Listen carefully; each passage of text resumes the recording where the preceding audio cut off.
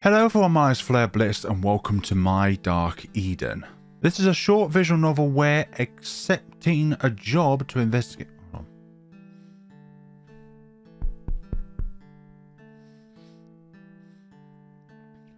Dark Eden is a short visual novel where, after accepting a job to investigate the remote mountains, you will meet two peculiar semi-humans along with a big old secret.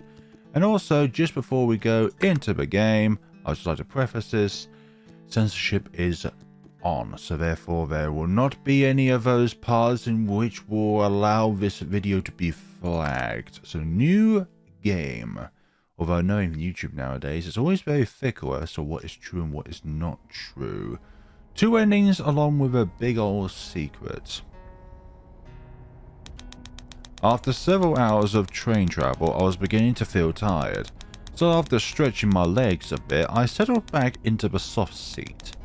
The landscape was moving fast in front of my eyes, although it had always been the same for a long time. Oh, something happened. Why am I here is simple. Work. Weeks before I found a job offer on the internet. The details were not very specific, but it seemed easy, which is not suspicious in any way, shape or form, so I applied and fortunately, I was chosen. I'm still not sure why I decided to apply for this, but here I am. In short, I only have to investigate an area on the outskirts of the city. Someone told me that I should look for something specific, but they didn't tell me what exactly. In any case, my only concern would be to establish relations with the semi-humans who inhabit these forests, since there's not much data on them and most of them have no contact with humans. Before I left, they gave me some things. Among them, these help notes and a map. You have been hired to investigate the area outside of the city of asterisk. That's part of the secret. Part of your task is to explore and make contact with the creatures that reside there in order to gather information. Be wary of possible threats you may encounter. First, use the map we have provided to find your new residence. When you get there, you will find several objects to interact with. Don't forget to also check your surroundings and your inventory. We have to collect next. We will eventually call you on the phone to ask for a report, or you can send it to us by letter. In either case, we may also contact you to give you extra instructions or whatever is necessary. So answer whenever the phone rings. Otherwise, try to get used to the place and integrate. Speak up and lead a daily life without fear, as far as possible. You'll receive more instructions in the near future. Seen like this, it almost looks like I'm going on holiday in the mountains. Anyway, all that remains is to sign and write my name here. Let's see, do I want to write my will away, my life away, my soul away? If you say anything with a no, then obviously you're not doing this correctly. I've got a mouse click. Your name will be Flare. Is this correct? Absolutely, that is correct. Now I'm going to save, just in case I want to change my name in another playthrough. I think I have everything ready. As I lean my head against the comfortable back of the seat. All I had to do was wait for the train to arrive at the station and then hand over these documents. Also, I forgot to mention at the beginning of this video that there will be a link down in the description below where you'll be able to download this game for yourselves. Lovely. My Dark Eden with these spider web effects. Day 1, Sunday. Well, I've just handed everything in. Now I must follow the directions to my new home. These images seem kind of lifelike. Let's go. I left that warm and steamy atmosphere to embark myself on a new story beyond my limits.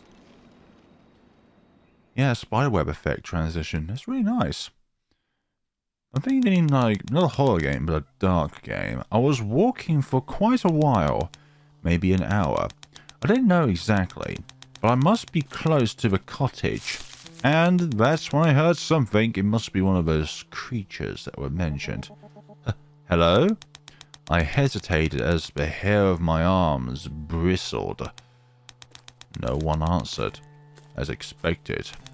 So I continued on my way, more aware of my surroundings. But again, I heard something in the underbush. The birds fall silent, raising my nerves. Hello? Is there anybody? Yes? A female voice surprised me, answering my question. Hello? I turned my head from side to side, looking for who answered me. Where are you? I asked almost alertedly. I could hear heavy footsteps crushing the leaves and branches, but at the exact same time, extremely light and fast. From behind a tree, the silhouette of a woman emerged. And... Hi there. Hope you're doing well. Hello. God's striking purple, red, blue eyes. She greeted me shyly. Hello there. Oh, hello. Did I scare you? I apologize. What is your name, stranger? My name is Flair. What about you? I'm Samari. It's a pleasure to meet you, dear. Dear? What are you doing in this forest? Illustration unlocked. Are you lost? I just moved here. I came to stay for some time and I was looking for my cottage. Oh, I see. Give me a moment to come closer so we can talk better. Okay. Out of the undergrowth, I could see a slender, purple-haired woman with a mesmerizing gaze. In other circumstances, I would say any other man would have been captivated by her beauty. But I have no awareness of romance. But that human beauty was overshadowed by her other half. Well, beauty have its own forms after all, so where were you headed? She asked me politely. However, I couldn't help but focus my attention and concern on her spider legs. I didn't get a good look at her before, but she was hiding large, sharp spider legs, in addition to her thorax and abdomen. My head was about to freeze in shock until she broke my trance. Dear, are you okay? Don't tell me you're not used to seeing a woman like me. Nope, this is a first in my lifetime. How cute. She laughed at me. Are you scared? Just a little bit. Better be honest, you know. Just a little bit. Oh my. Excuse me, dear. No one usually comes around here, so I'm not used to dealing with humans too much. Sorry. It's okay. So, what were you doing around here? Can I help you? I was looking for the newly renovated cottage near... Cottage? Oh, that must be... I know which one you mean. She didn't let me finish explain myself. How rude. Would you like me to join you? I can take you there. It's not far. That depends on your motives. We'll go with the status quo. It will be a great help. Yes, maybe you can help me get there. If it's not too much trouble, of course. Of course it's no bother. Come on, come this way. She looked quite excited. I quickly tried to get alongside her to keep up her rhythm. Despite her large size, she appeared to be very agile and lightweight. Spiders usually are, though, aren't they now? After a few seconds walking in silence, she asked me, So, your name is Flair, right? I never heard it before, but I like it. Fits well with you. Yeah, like how it fits a flare gun or something like that. Anyways, or just a little candle. Thanks. And you are Samari, am I right? Exactly. why did you decide to come to this place? I was hired to investigate the area. See if it is safe, if there is anything of interest, who inhabits the forests, etc. I understand. I have heard of people who do that. That means you'll be staying here for a while, won't you? I'm trying to think of this coming into like a hot fuzz scenario where we go into a town, you know, with good intentions. They greet you and accept you, but what's underneath is just truly terrifying. So it seems. I hope we get along well, Samari. Of course. You don't need to say it. Oh, Flair, excuse me, but I just remembered I have to do something. Would you mind going on without me? The place you are looking for is right there. Just follow this path, okay? No problem. Thank you for your help, Samari. You are very welcome. So, I'll see you another time. Bye-bye. Goodbye.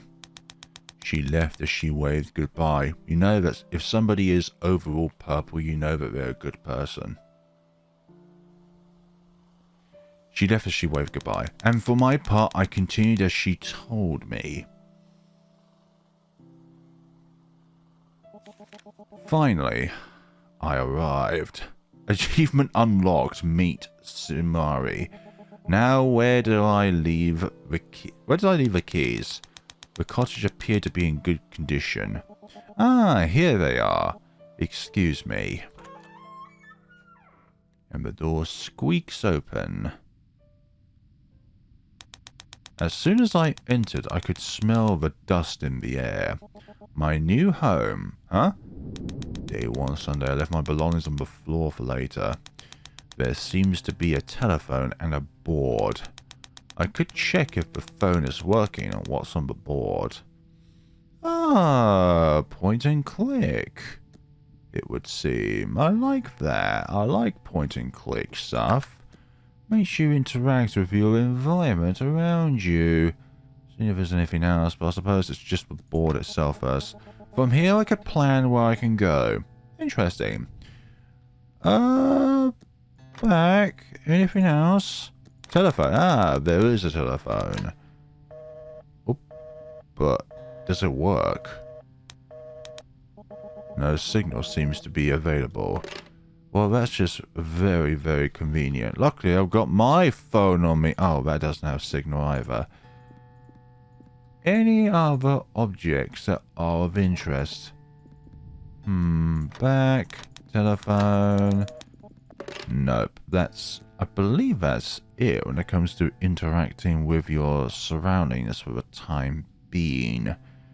Perhaps there is more when time goes on, but alas, I do not have that luxury at this point in time. So we'll go with this, go out and explore. After resting for a few minutes, I decided to store everything I had brought with me. I'm a bit tired, but it's still early in the morning. Maybe it's a good idea to go out one more time. Yeah, one more time. What is the worst that could happen? Where do I start? Wait. There is something on the ground. Oh. It looks like some kind of hair accessory from Samari's, I suspect, because of the purple theming. It has an S carved on it. Yes, Samari. Has Samari dropped it? Yep. I better pick it up. And there's something sparkling. Oh, just for the sheer factor of just picking up ourselves. Then we shall bag it.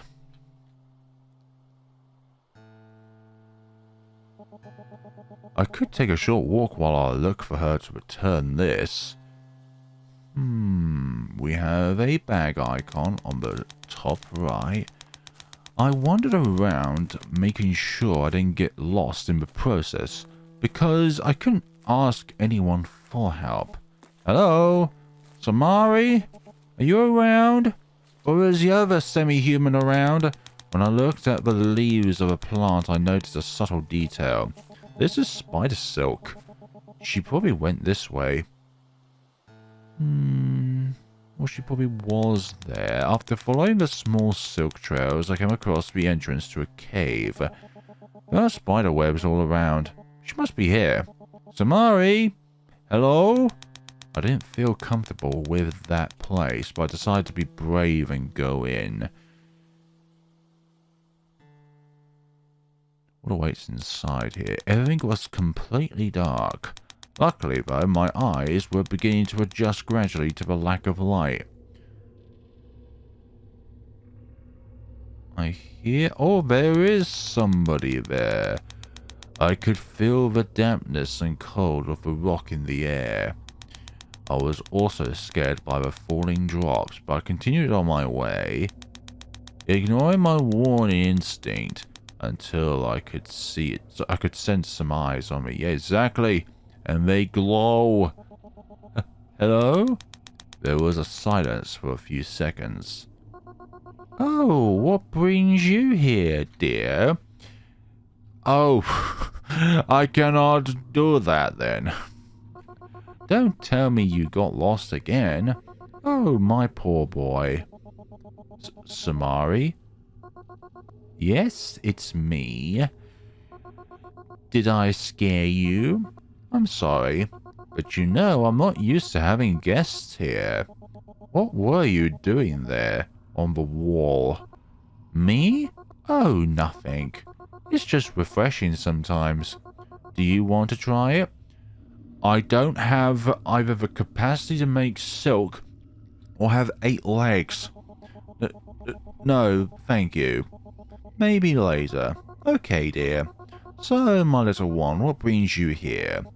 I found something that might be yours, so I was looking for you. Oh, really? Let me light some candles to see better, and you can show me. And what configuration are the candles, though? Illustration unlocked. Hello, I found something on the ground near my cottage. It's like a hair accessory. I thought it might be yours. I took the object out of my pocket and showed it her. Oh my! It's the hair clip that I inherited from my mother. I thought I had lost it. Infinite thanks, my dear. She rushed over and gave me a tight hug, lifting me a few centimeters off the ground. Thank you, thank you, thank you. Her grip was getting tighter and tighter, as if to take my breath away. Goodness sakes. Oh. Sorry. Achievement unlocked missing hair clip. I didn't control my strength out of excitement. Are you okay? She looked at me with a very worried grimace on her face. Now let's not start her. I'm fine, don't worry. Do not worry about it.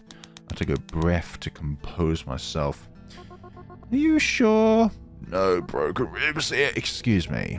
Yes, really. I'm glad you were able to recover something so precious to you. Indeed. And all thanks to you. To thank you, why don't you have a cup of tea with me? What is in your cup of teas? What do you think?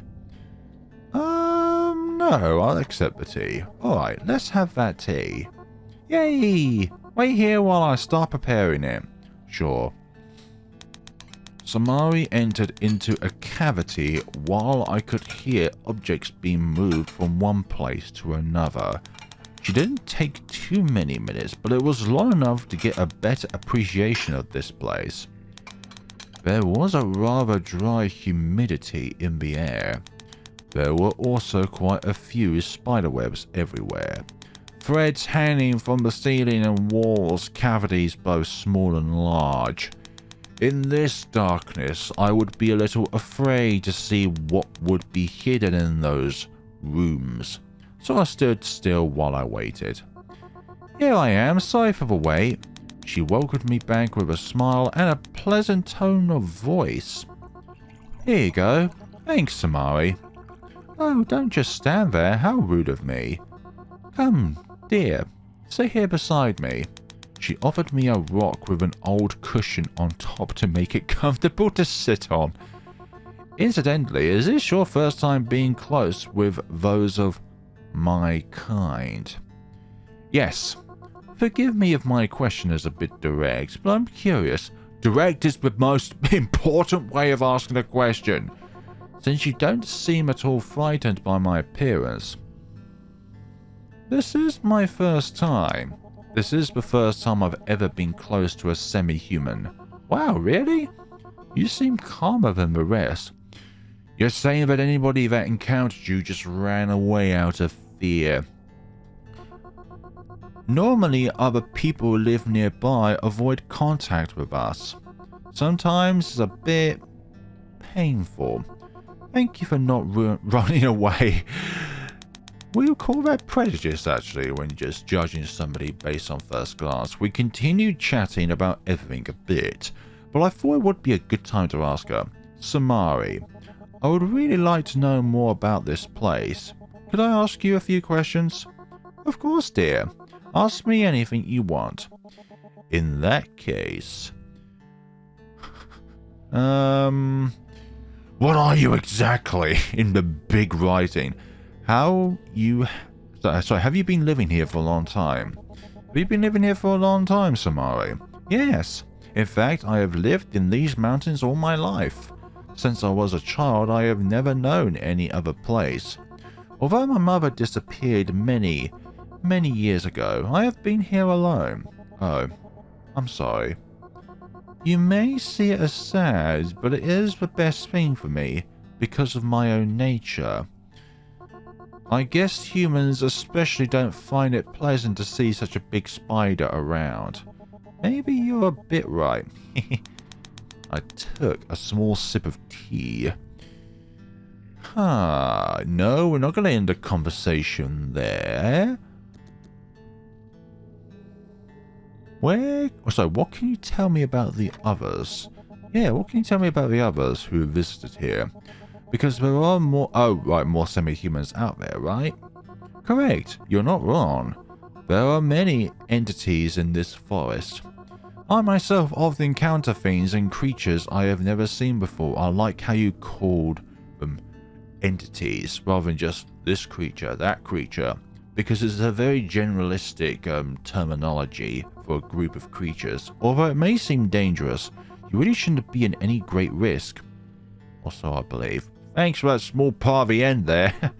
It would be very difficult to list them all. So if I see or hear anything of relevance, you will be the first to know. What are you exactly? A human/spider? No, my gut instinct is not to ask a question. I really enjoyed spending this time with you, but I'd better go now. Thank you for everything, Samari. It's okay. I won't keep you any longer then. We'll have more time to chat, I'm sure.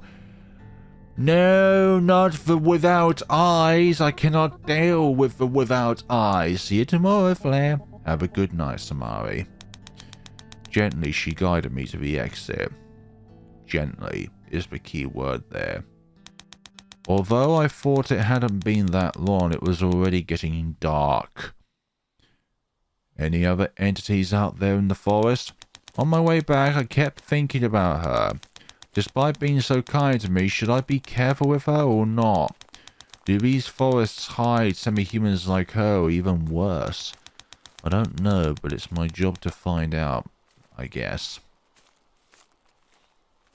I get a feeling that this game is longer than what the synopsis says. It says it's a short visual novel, but visual novels are usually tentatively long, so it may even be more than 2 days, 3 days. Finally, I can rest.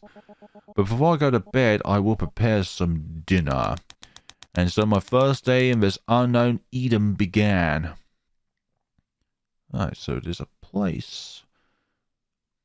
A fantastical place. Day 2, Monday.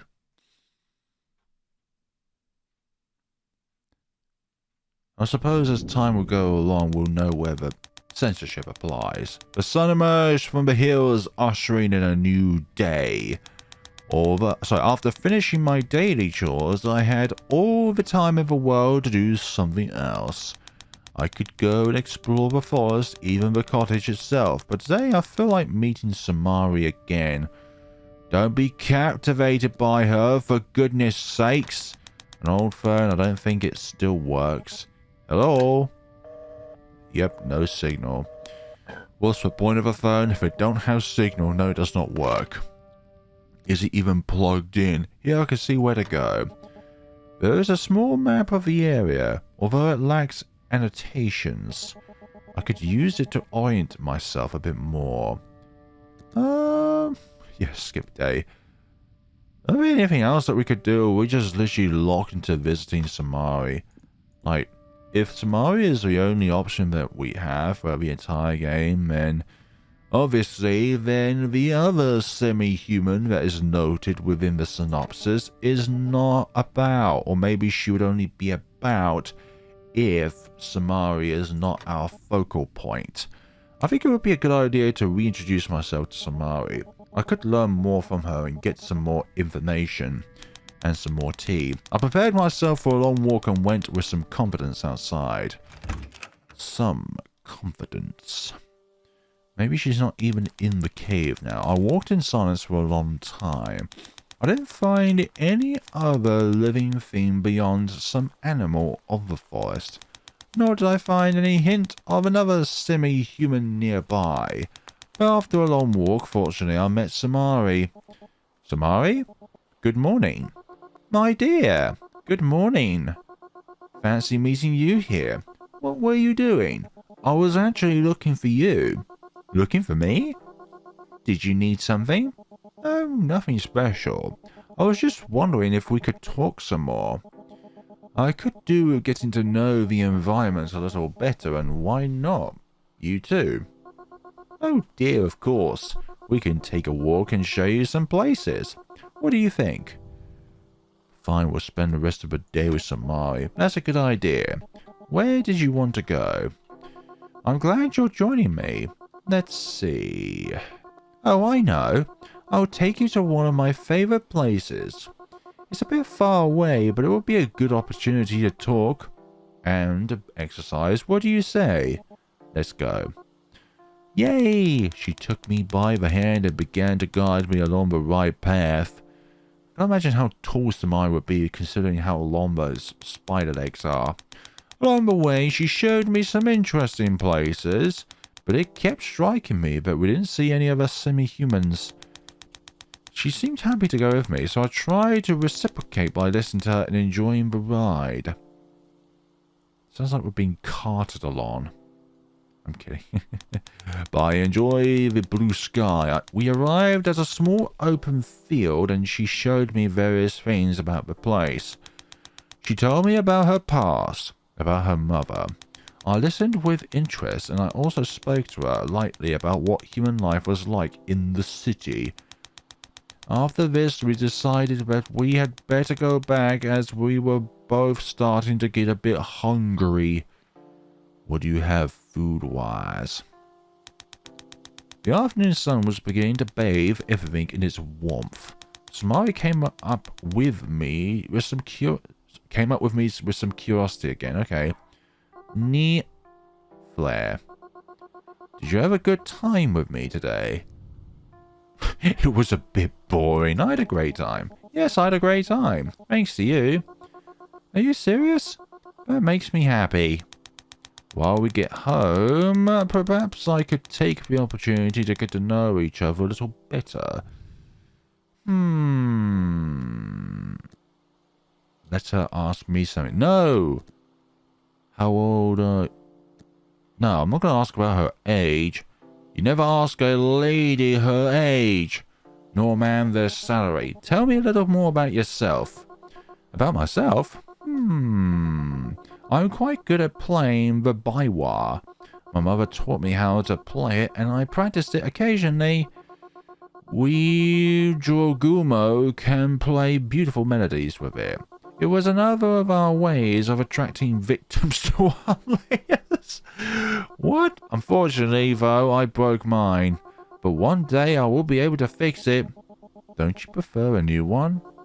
No, because I'm fond of the one I've had since I was a child. It's a childhood memory. Understandably. Let her ask me something. Would you like to ask me anything? Like what? Whatever you want.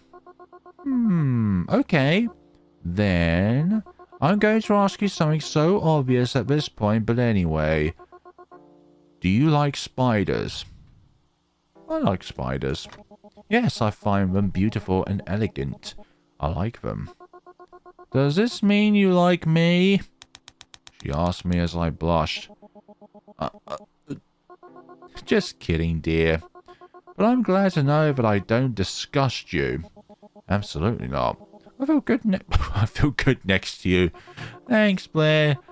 You're a sweetie. Hearing my answer, she seemed relieved and happy. I'm gonna end the day. I don't want to ask somebody how old they are. We kept walking until at a certain point Samari said goodbye. We seem to have reached the end of the path. It's time to part ways, I guess. I will go this way. You can get to your cottage, can't you? Achievement unlocked. Walk together. Yeah. I more or less know the way back, despite this being the first time being here. So we say goodbye here. It's been a pleasure spending the day with you. Thanks for everything, dear. The pleasure was mine. See you tomorrow. Farewell, my dear. You say that. She went through the woods to her house, to her house, and I to mine. I think here isn't like hearing something, not like a geographical here. Oh, the rest of the day passed normally. Nothing else interesting happened. We will not be able to do things unless we pinpoint our interest towards the subjects at hand. Day 3, Tuesday. What else awaits in my dark Eden? Always feels like there's a thunderstorm. Yesterday I spent most of my time with Samari on that walk. I wonder what I can do today. While tidying up, I found items from the previous tenants, but nothing that would be useful to me. There is also something strange to me. Apart from Samari, I haven't come across any other semi-humans around. But of course, I am just a newcomer here. I just hope everyone is as friendly as her. Now, let's see what to do. Alright, there's still only 2 things that we can interact with. Phone. Yesterday, the line didn't seem to work. Let's check today. And once again, we get the same monotone answer. No, nothing yet. I wonder if they plan to fix it at some point. I would love to. Now, we're making this the Samari route. I think I'll visit Samari. I spruced up a bit before going outside and headed straight for the cave where Samari lived. We'll go for all the options. We'll definitely do that, but we'll stick to one path at the moment. With a little patience and memory, I was able to make my own way to the entrance of her house. Hello, Samari. I've come to see you. Is that you, Flair? Give me a second. I'm just finishing brushing my hair.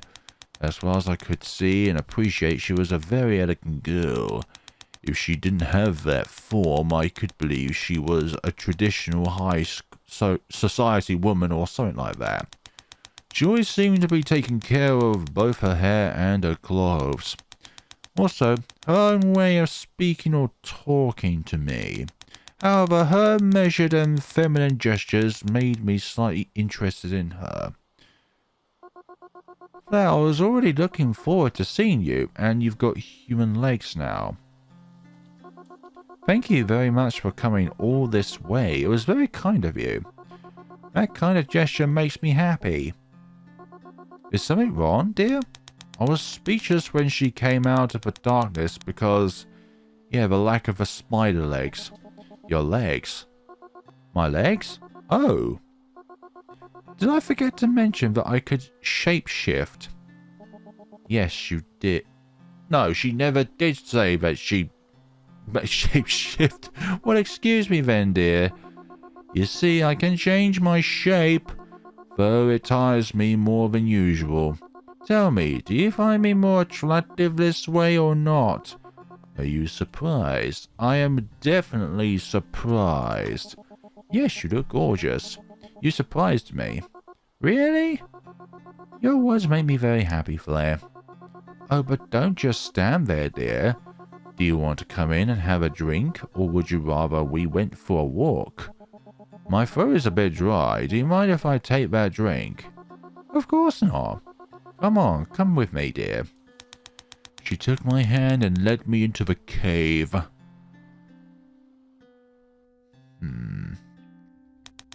Again, all the dampness of the cave permeated the place, making it somewhat unfamiliar to my senses. In the midst of a warm and refreshing atmosphere, Samari seemed to be extremely comfortable. Dear, what kind of tea do you prefer? She asked me curiously.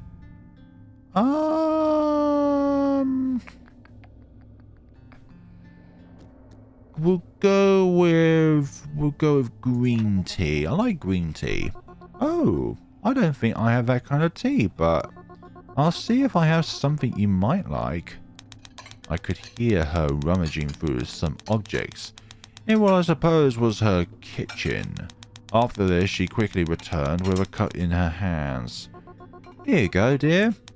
She gave me a cup filled with a black drink. I won't tell you what it is, but it's not dangerous and it doesn't taste bad. That expression does not give me any confidence. Oh, no, no, no. Trust me. I don't trust you at all. Okay, I took a small sip and as she said, it didn't taste bad. See, it's tasty, isn't it? Yes, you're right. Thank you for the drink, Samari. You are very welcome. Blair, did I tell you what one of my skills is? Which one do you mean? I'm talking about my kind's ability to manipulate dreams. No, you didn't tell us that. Would you like to try it? But what exactly is it about? It's easy and safe, my dear. All you have to do is fall asleep and I can weave your dreams. What do you think? I do not believe in these things. Maybe another day, okay? Are you sure? Well, I can't force you either. Just in case you were curious. Sometimes we can use dreams to treat wounds that are hidden in the heart. Is that true? Of course it is. It can also be too shocking, but is that the situation for you? Yes, I have those kind of wounds. Do I really have those kind of wounds or traumas in my heart? Yes. I suppose so, I've got them. But we all have those kinds of wounds inside ourselves, don't we? Yes, you are right. But I am also sure that you can overcome them and even heal them. Because I will be with you now. Not suspicious. Thanks, Samari. I would also like to help you with whatever you need. Thank you, dear. That's very sweet of you. I finished my drink and after some small talk I decided I'd better go home. There, I think I should go and find some food for tonight. Do you mind if I see you tomorrow? Of course not. No problem. Thank you for coming to greet me, dear. Not the least bit suspicious of her. We both went outside. I'm sorry to say goodbye so soon, but I promise I'll be free tomorrow. Besides, I really want to be with you, dear. Don't worry about that. See you tomorrow, then. Be careful on the way back. Indeed. Indeedy. Bye. She left, but I had a strange feeling. Obviously, I don't know her very well, but I feel that somehow there is a lot she hasn't told me. Perhaps my curiosity about her was growing, or perhaps her monstrous form makes me more cautious. Anyway, I'll go back home.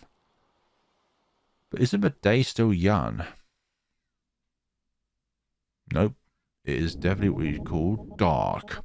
I returned home, but apart from my meeting with Samari, nothing else happened. And so the rest of the day passed. We were supposed to be doing some reconnaissance work, aren't we? Day 4, Wednesday. Went from going from reconnaissance work to being constantly admired by some... Oh wait, the phone's going off. It was already midday. I couldn't sleep well, and the ringing of the phone woke me up. It looked like the line was back up, so I should answer the phone. I should answer the phone first. Okay. Hello? Help! Help her! In forest! Help? The forest? Who is it? Sounded like a girl's voice, but she hung up. Who called? Is something wrong in the forest? Possibly. But are we gonna be the judge of that one? Right. Go outside. Searching the forest. I don't know if the call earlier was a prank or not, but I have to check if anyone needs help. I consulted a map on the board and headed towards the forest. Where do we go from here? I walked for a while, stopping to rest and appreciate the surroundings better, looking for a sign or whatever. But the forest was relatively calm. I found nothing and no one. Maybe it was a prank. I will continue for a couple more minutes before leaving. Just when I was giving up, something caught my attention. I thought I saw what looked like a silhouette lying next to a tree off the path. With some haste and caution, I approached to get a better look. Is it the other semi-human? Oh, sorry about that. It is. I found the body of an unconscious girl. It looked as if someone had left her lying there, gracefully. She lay there in complete innocence and funeral silence, with a wounded and beautifully solid appearance, as if she was immersed in a deep fairy tale dream. Without thinking more, I went over to check if she was alive. Hello? You okay? She did not react. What was she doing here? What happened to her? When I took a little more time to appreciate her, I realized something more than obvious. She didn't look human. Her hair was short and artificially white.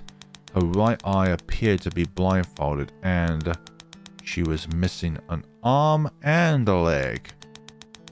While such a thing might be shocking, her body did not appear to be completely made of flesh and blood. The touch of her body felt cold, but at the same time organic.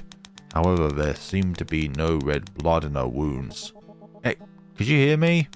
I kept shouting at her without response. She looked like a broken doll thrown away. But to my surprise, she tried to move her arm without much success. Oop. If you can hear me, try wiggling one of your fingers.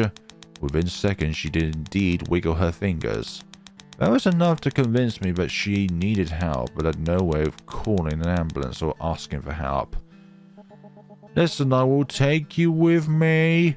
I'll treat your wounds as I can. Achievement unlocked, lost doll. With some effort, I managed to carry her on my back. We've got the team on our back. Hold on tight. Not expecting at all that I would find a body lying in the forest today, I go home carrying her. Although she weighed more than I imagined, I could handle her. Don't say that out loud, though. Sometimes she tried to communicate with me or to wake up, but to no avail. And so I arrived home with a broken guest. Oh dear. What lays in wait here? I left her rest on the sofa and treated her wounds lightly. She had no bleeding wounds, nor did she appear to be wincing in pain. Maybe I should look for Samari to ask her for help. Or maybe she would even recognize her. Possibly. The doll is really alive? The doll I found in the forest. What could I do to help her? Uncertain. The old phone, it seems to be working. But, alas, the phone still doesn't work, so I can't call for help. We can receive calls, but we can't call for help. That's really lovely. Visit Samari. I will look for Samari and ask her to help me. That's all I can do for now. I approached the doll and said, I'll get a friend to help us. Wait here. I'll be right back. As expected, she made no gesture or sound. Anyway, I quickly headed for the cave where she lives. Quickly. Promptly. I'm enjoying the game so far. Samari, are you here? I need help. Claire? What's happening to you? Samari appeared to me with her natural form and a worried expression on her face. I found someone, or something, some kind of a doll in the forest and she's wounded. Could you come with me, please? I don't quite know what to do and she doesn't seem to wake up. Could you help me, please? Of course, dear. I follow you. Thanks. This way. This was also where I found the hair comb as well. Right there on the floor. As we ran back to my cottage, I explained to her what had happened. I bet she's going to be gone from the sofa when we get back. Just you wait. When we reached the entrance, we ran into a small obstacle. Samari could not enter through the door in her spider form. Samari, can you come in? I didn't think of this detail before. Of course, remember that I can change my shape, but it can make you tired, doesn't it? I don't want you to watch while I do it, okay? Understood? I quickly turned away. I could hear something like the sound of a lot of meat twitching around. There we go. Ready? Let's go in, dear. Come with me. Is she going to still be on the sofa? Oh, she's still there. Okay, she is there. Can you take a look? Let me see. Samari approached and examined her closely. She raised her arms and legs, but didn't seem to find anything. Do you know who she might be? Have you seen her before? No. I don't recognize her. I've never seen her before.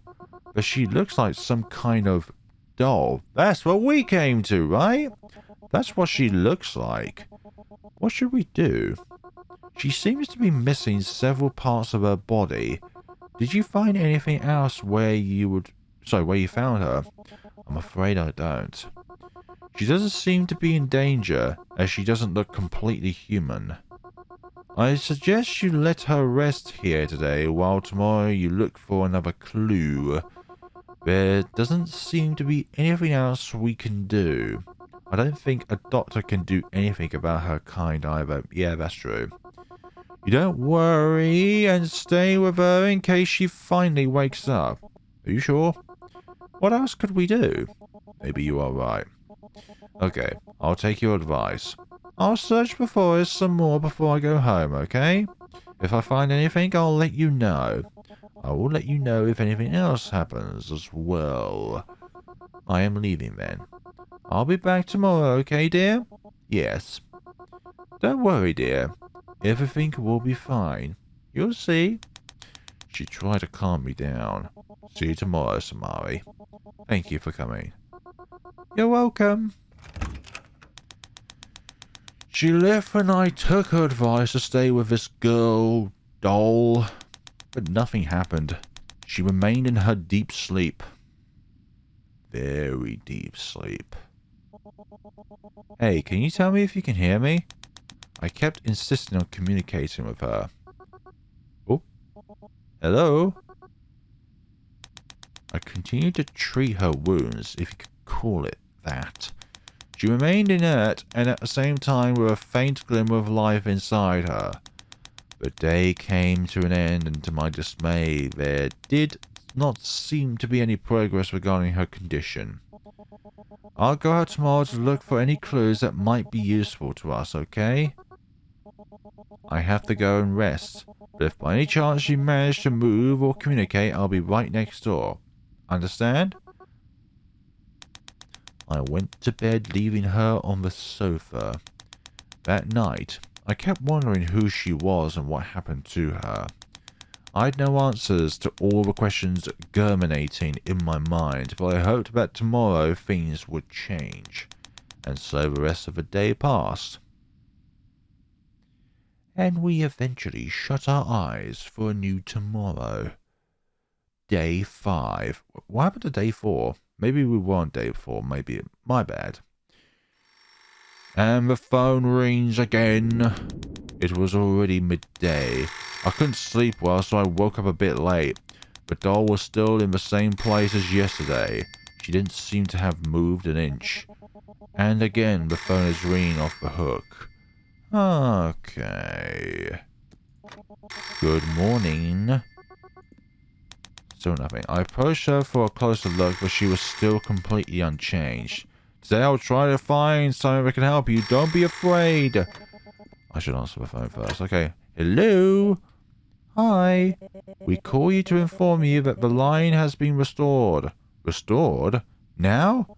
But yesterday someone called this number and...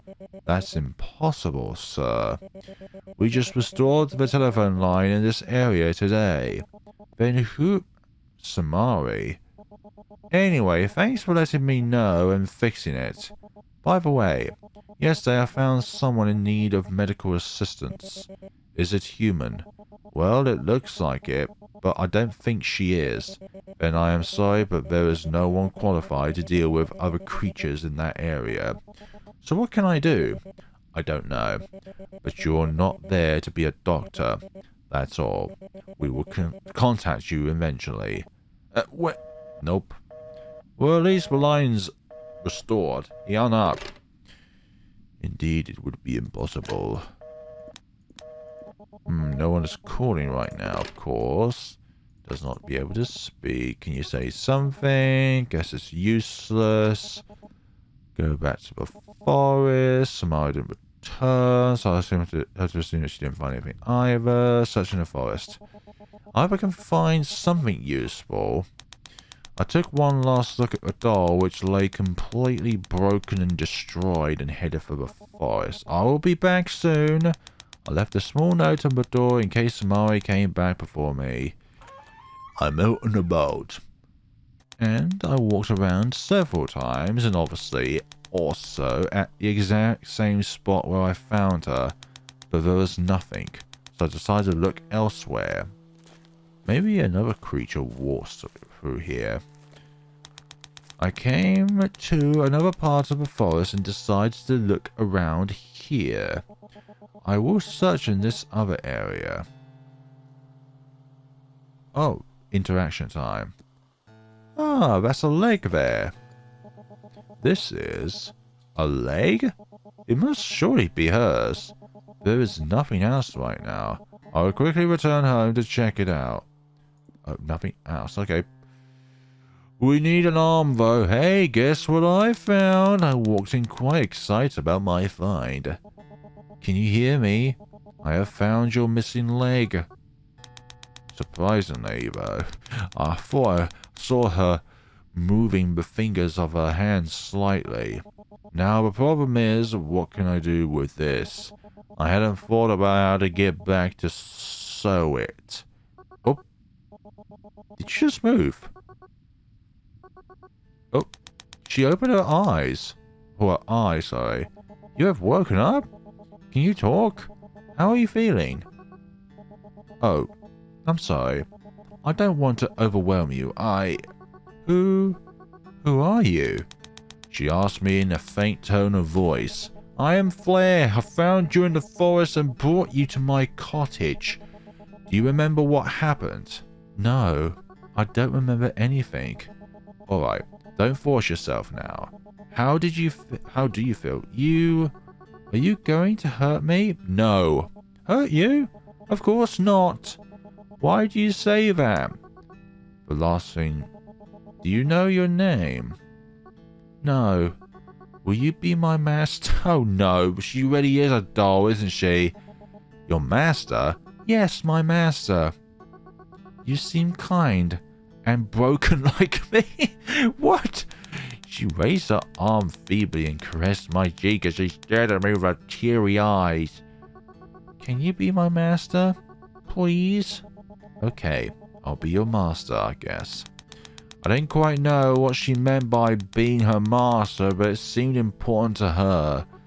Then, master, give me a name. Do you want me to give you a name? Yes. Please, master. Give me a name. In that case... Oh, great. I'm just going to stick with the generic name that the game gives us because her name will be Rivka. Are you sure? Yes, her name will be Rivka. From now on, your name will be Rivka. Rivka? Achievement unlocked Sleeping Beauty. I think that was my original name. Really? Can you remember anything else? No, but... If that is the name my masters bestowed on me, I couldn't be happier.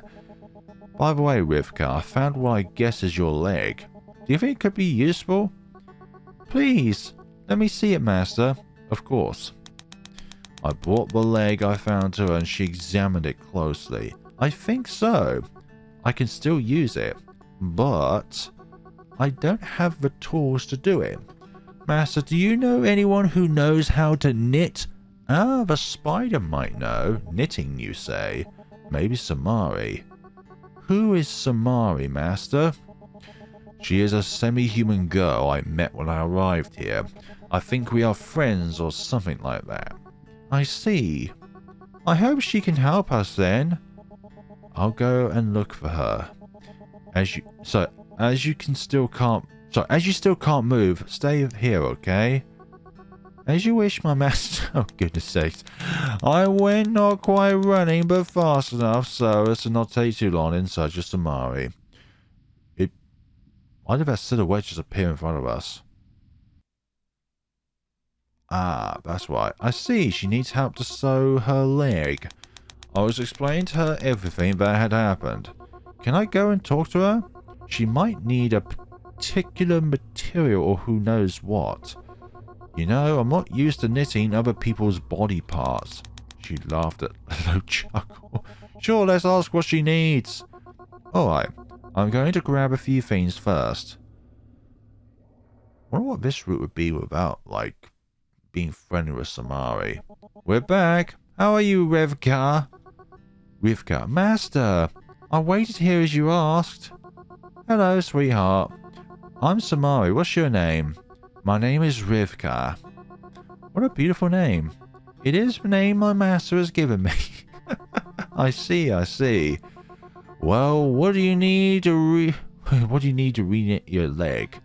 I've brought these things. Maybe they'll... No, this is not useful. In that case, what do you need exactly?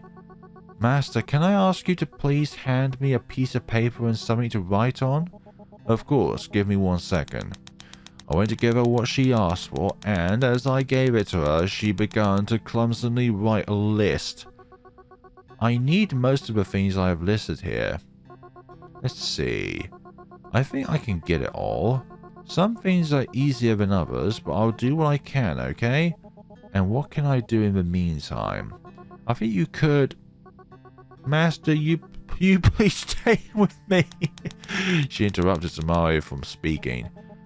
Understood. I'll be back tomorrow with what you need, Rivka. I was glad to hear you woke up. Do not fear for anything else. If my master is with me, I will not. I'll see you tomorrow then, dear. See you tomorrow, Samari. And thank you for having me. We got ourselves a jealous doll. You're welcome, my dear. Samari left and I stayed to take care of Rivka until the night came. So we've got two different kinds of individuals here. And two very different mindsets. Rivka and I stayed talking about us, trying to see if she remembered anything else, but to no avail. Master, can I ask you something? Go ahead, Rivka. Why did you come to this place? Are you planning to live here? I came for work. I used to live in the city, but I had to come to live in this place. I understand. And what will you do when your work is done? Will you return to the city? It is a possibility. In any case, I don't want to be left behind. So, Master, please, take me with you wherever you go. I promise to serve you in everything, but please stay by my side, Master. I know what you're thinking, but we can't keep a promise like that. You can't stay with me forever. I can't promise you anything like that. We can't stay together forever, I suppose. It's possible, but still. Don't forget that I want to stay with you, okay? While she and I were chatting, the hunger hit me hard. Hey, Rivka, I'm a bit hungry. Do you feel like eating something? I have no appetite, but please go and eat something. Doesn't your body need food? By the way, what kind of being are you? I think I used to be a human girl, but my soul became locked inside this doll.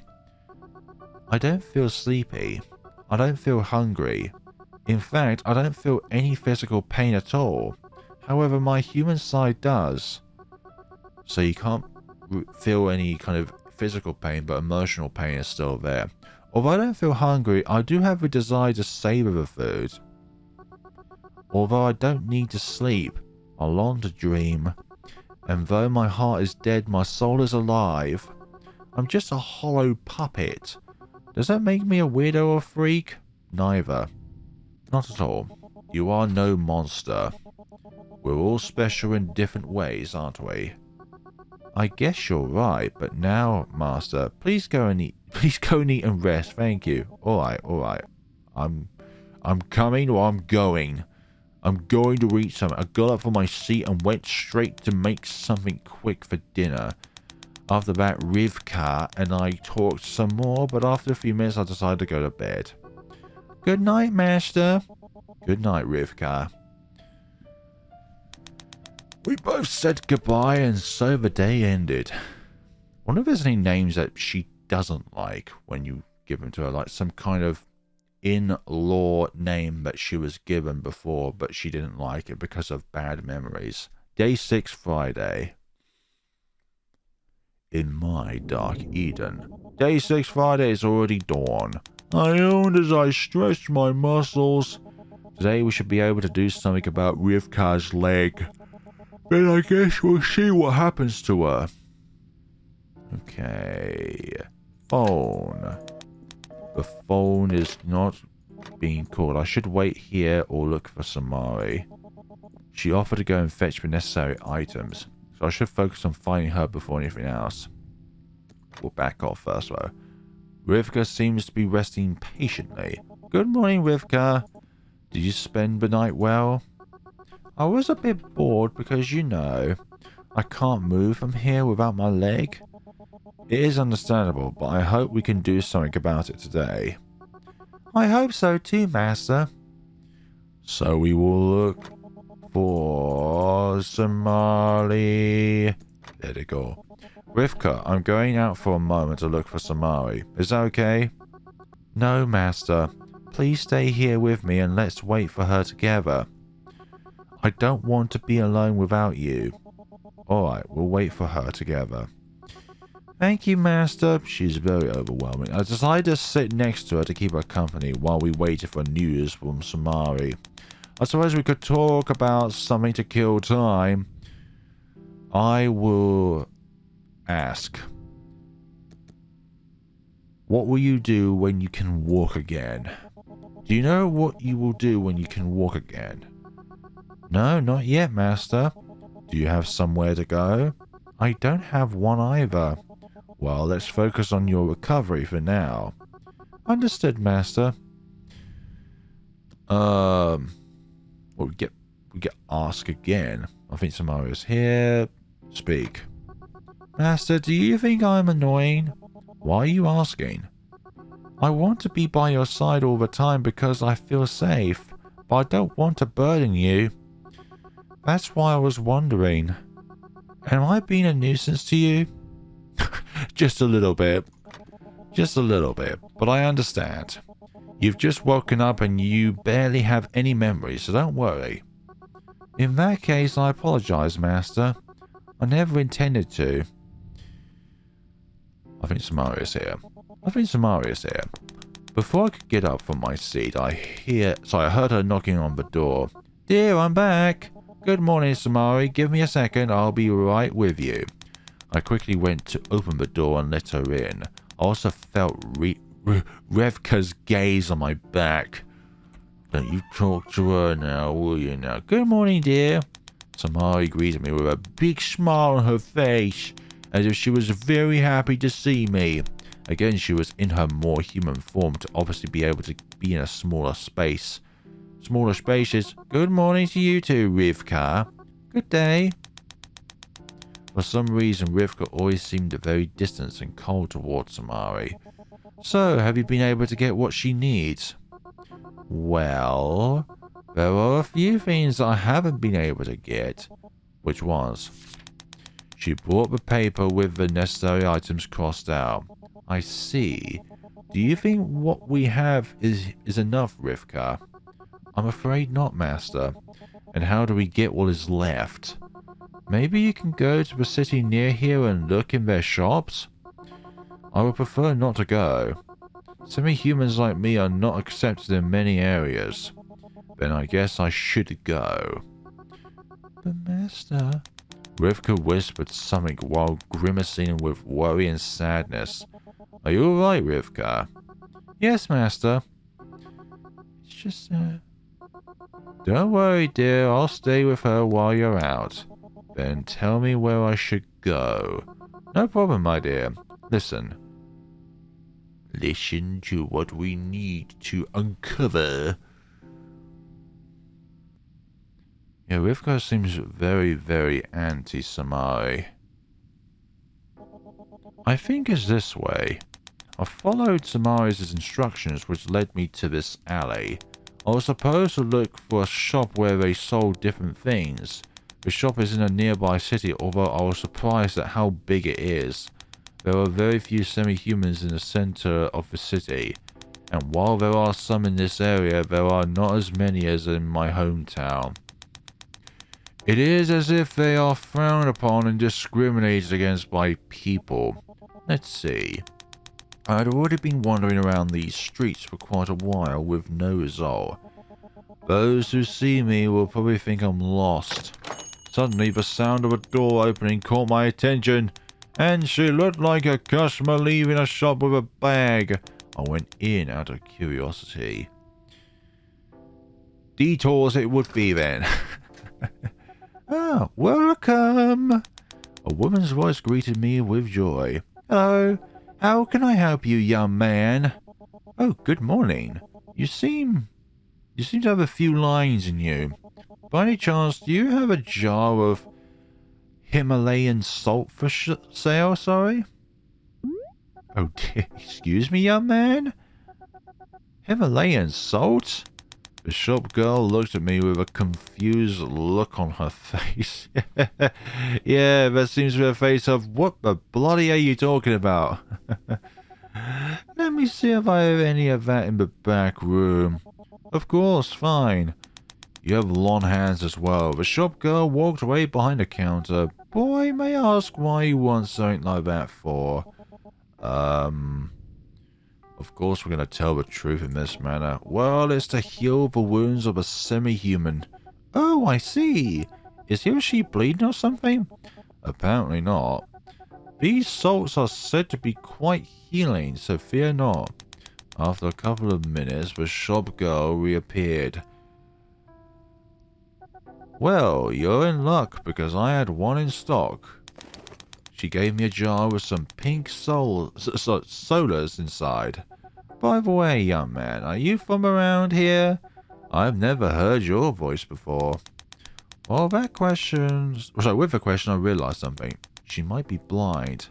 She was obviously not human, as she had scars on her face and eyes that were very diluted. I'm not really from here. I just moved to the forest a few days ago. Oh, that explains it then. What's your name, boy? Flair. Nice to meet you, Flair. I'm Manami. I have been running this shop for years, selling various things that both humans and semi-humans may need. Is there anything else you need? No, that's all. Let me give you my number, Flare. She reached into her pocket and handed me a piece of paper with her number on it. I know the forest is a bit far away, so if you ever need any objects or help, you can call me, okay? I know how hard it is to start from scratch, so never be afraid to ask for help, young man. Thank you very much. How much do I owe you for this? This time it's my... You just interacted with us for the first time and yet we're taking that? Really? It's a welcome gift. Thank you very much. I'll take your word for it then. You are welcome. See you again, young man. Goodbye. Oh dear. It just says two... Oh, it says two endings, not two semi-humans. Two peculiar semi-humans along with a big old secret. I guess that's it. Time to go home. The shop girl seemed very friendly and helpful, and although she was semi-human, she did not inspire any fear. I guess I'll keep her number in case she can be of help to me later on. And if not, it never hurts to make one more friend. I looked up at the sky as if in a crude attempt to orient myself to find my way back. I believe we will be able to make our way back to the cottage and nothing bad will happen between the two friends that we have made. I'm back. Dear, how did it go? Master, both welcomed me with enthusiasm. Welcome, do you have what we need? Here it is. I took out the salt jar from my bag. Perfect. Thanks a lot, Master. And now... It's hard for me to admit it, but I need the Spider Girl's help. Why are you so... What do you mean? Exactly, yeah. What do you mean? What do you mean? To begin with, I must ask two things of you, Master. Sure, tell me. First, I need you to... die. Well, give me my leg back. Oh, right, yeah. Well, we can't do it without the actual physical thing that we need to attach back to the body. Here you go. I put her leg in her lap. Now I must ask you to wait outside, please. I should probably take off some of my clothes and I would be embarrassed if Master saw me naked. Sure, I understand. We'll let you know when we're done here, okay, my dear? I'll be outside then. Thank you, Master. Yeah, it would be very rude indeed. I went outside as they asked. I sat near the door and waited to be called as I had nothing better to do. Perhaps look around the local areas just to see if there was anything that we could learn about. Any other bodily parts like a missing arm? Anything at all? Wandering in the air. Tonight, you can come in now, dear. Thank you. And she's no longer on the sofa. And is now standing. And here she is. Rivka seemed to be able to stand up and walk. Now that I can see her standing, her leg completes a slim, slender figure. Master, am I strange to you? No. You've asked this at least once. You look fantastic. Did you really think that? I'm so happy thanks to you, Master. Great. Got a bit of jealousy going on between the two. Ahem. Tamari coughed to make her presence known in the conversation. Thanks to you too, Spider... Indeed. So, show me, Rivka. Can you walk now? Yes, Master. Look. Boing, boing, boing, boing. Boing, boing, boing, boing, boing. Boing, boing, boing, boing. You see, Master, I can walk. It's wonderful, isn't it? I have to admit that yes, it is. I can finally move. But now the question is, what are you going to do? Do you have somewhere to live or someone to ask for help? I think she'll answer the latter. Or maybe you plan to stick around? Well, I thought that maybe Master wouldn't mind that I... Master, could I stay by your side? Stay here with me? I can take care of you. In fact, I want to. In exchange for letting me stay close to you, I will take care of you. I will do whatever you ask and need, but please, Master, I really don't want to be separated from you. Okay. I'll reach out to pet her hair and reassure her. Master? She looked at me surprised. This cottage is not the biggest in the world, but you can stay here for as long as you want. Really? Do you really mean it? Of course. And... what'd she do? Give us a big ol' hug? She rushed over to hug me. Her slender arm wrapped around me as she buried her face in my torso. I could feel her jumping up and down with excitement. I guess it's all sorted out then. Yes, somehow. I'll go back to doing my chores. Shall I? Oh, sure, Samari. See, we're not even going to say thank you to Samari. And oh, there we go. And thank you for your help. Don't mention it, dear. Oh. Okay, I guess we got two. Great. She stood still enough for me to be able to appreciate her fragrance and breath. I'm happy to have you around too, dear. Schmooch. Damn, she kissed my gate. Bye-bye, Flair. Samari left without saying anything else. After that, I looked at Rivka, who was still hugging me. Rivka? Oh, Master. There we go. When she finally realized that she was still hugging me, she became embarrassed. Excuse me, I'm sorry. Rivka did not seem very expressive with her emotions, even though she had them. But now she seemed very excited, and that made me happy too. Forgive me, Master, but I'm just very excited and happy. Aw, just the thought of being able to be by your side from now on makes my stitches tingle with excitement. Don't get too excited, otherwise that leg will fall off again. Also like how each of the characters have their own coloured off hearts. Like, with Rivka, it's a cyan colour. With Samari, it's obviously purple. And the shop lady, who I've forgotten her name, sorry, is red. Now tell me, do you feel like going for a walk? Or perhaps you prefer to rest for a while? To be a bit honest, I think I'd rather stay home with you today and rest my new leg. Sure, we will do that. Thank you, Master. You are very kind to me. And so the whole matter of Rivka's situation was more or less solved. Question mark. She finally woke up and is able to walk again. Although she will stay with me for a while, but there is no problem with that. I guess it's time to relax. Of course, Master.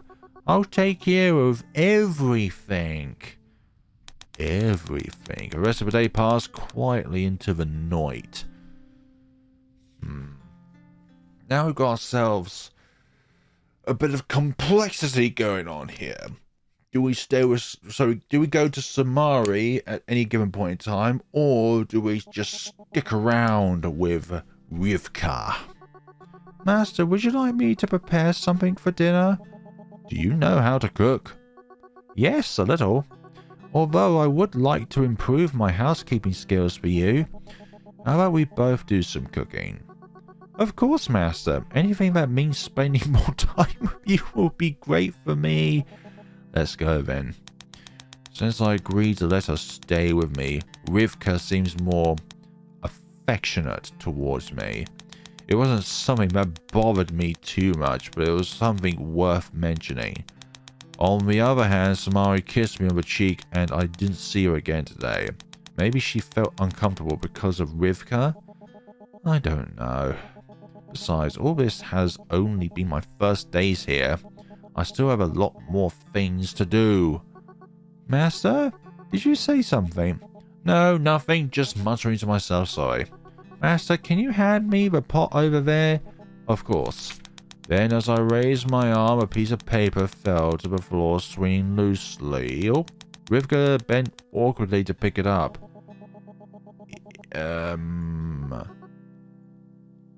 Oh, Master? What's this? Who is Manami? Ah, yes, Manami is the shop owner. And why is there a number written here? She seemed to hide a great anger under that smile. It's from the girl in the shop where... Oh, she didn't let me finish. And what is she like? Master, can you explain this to me? Oh my goodness.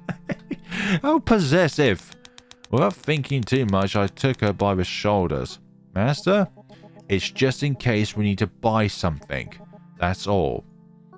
I see. It was just that. I see. Rivka is so obsessive.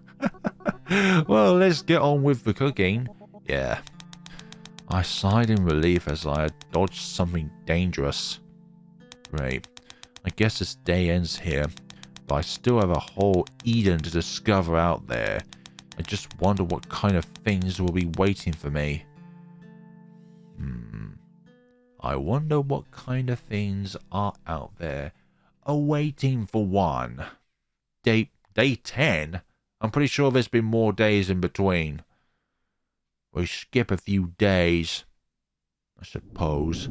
Come on, Master, or we'll be too late to visit the rest of the shops. Yes, I'm coming, Rivka. Don't worry, we have plenty of time. It had been several days since I arrived here, and after Rivka's recovery, the days simply passed quietly. With nothing to do, Rivka wanted to go for a walk with me so that she could use her leg again. Master, this is the shop of that woman Manami. Yes, whatever. Does my master want to go in? Yeah, let's go in. Let's be as diverse as possible. Yes, let's go in. Understood. She didn't seem very enthusiastic about going in. She doesn't want us to interact with anybody other than herself. And... Hello? Good morning. That voice. You are... Yes, it is me again. From behind one of the shelves, Manami came out. Flair. You're Flair, right? She greeted me in a mixture of joy and concern. Is everything okay? Well, I have lost my glasses again. She replied as she laughed to cover her worry. What do you mean again as well? It's not the first time. As I think you can easily notice, my vision is not the best in the world. I wear glasses occasionally, but most of the time I end up losing them. Hehe. That's not a laughing matter. So, young man, perhaps you can help me find my glasses? I would be very grateful. Of course we'll search her glasses. Sure, I'll look. You either go into the store and help whatever she needs, or you do not go into the store, period, and make your presence known at all. Thank you, Flair. Master, are you sure we have time for this? Yes. Don't worry, it will only take a moment. If you think so... Look, they're glasses, okay? Surely you can see a pair of glasses when you see them. And look at that. Just like that. Oh, I found them. An achievement unlocked. Here they are. Did you find them? Yay! I handed her glasses, and she quickly put them on. Ah, thank you very much, my little boy. You are so kind. Why so many confidences with my masterless Miss Longhand? Say, don't mock her hands, okay? Now tell me, what can I do for you?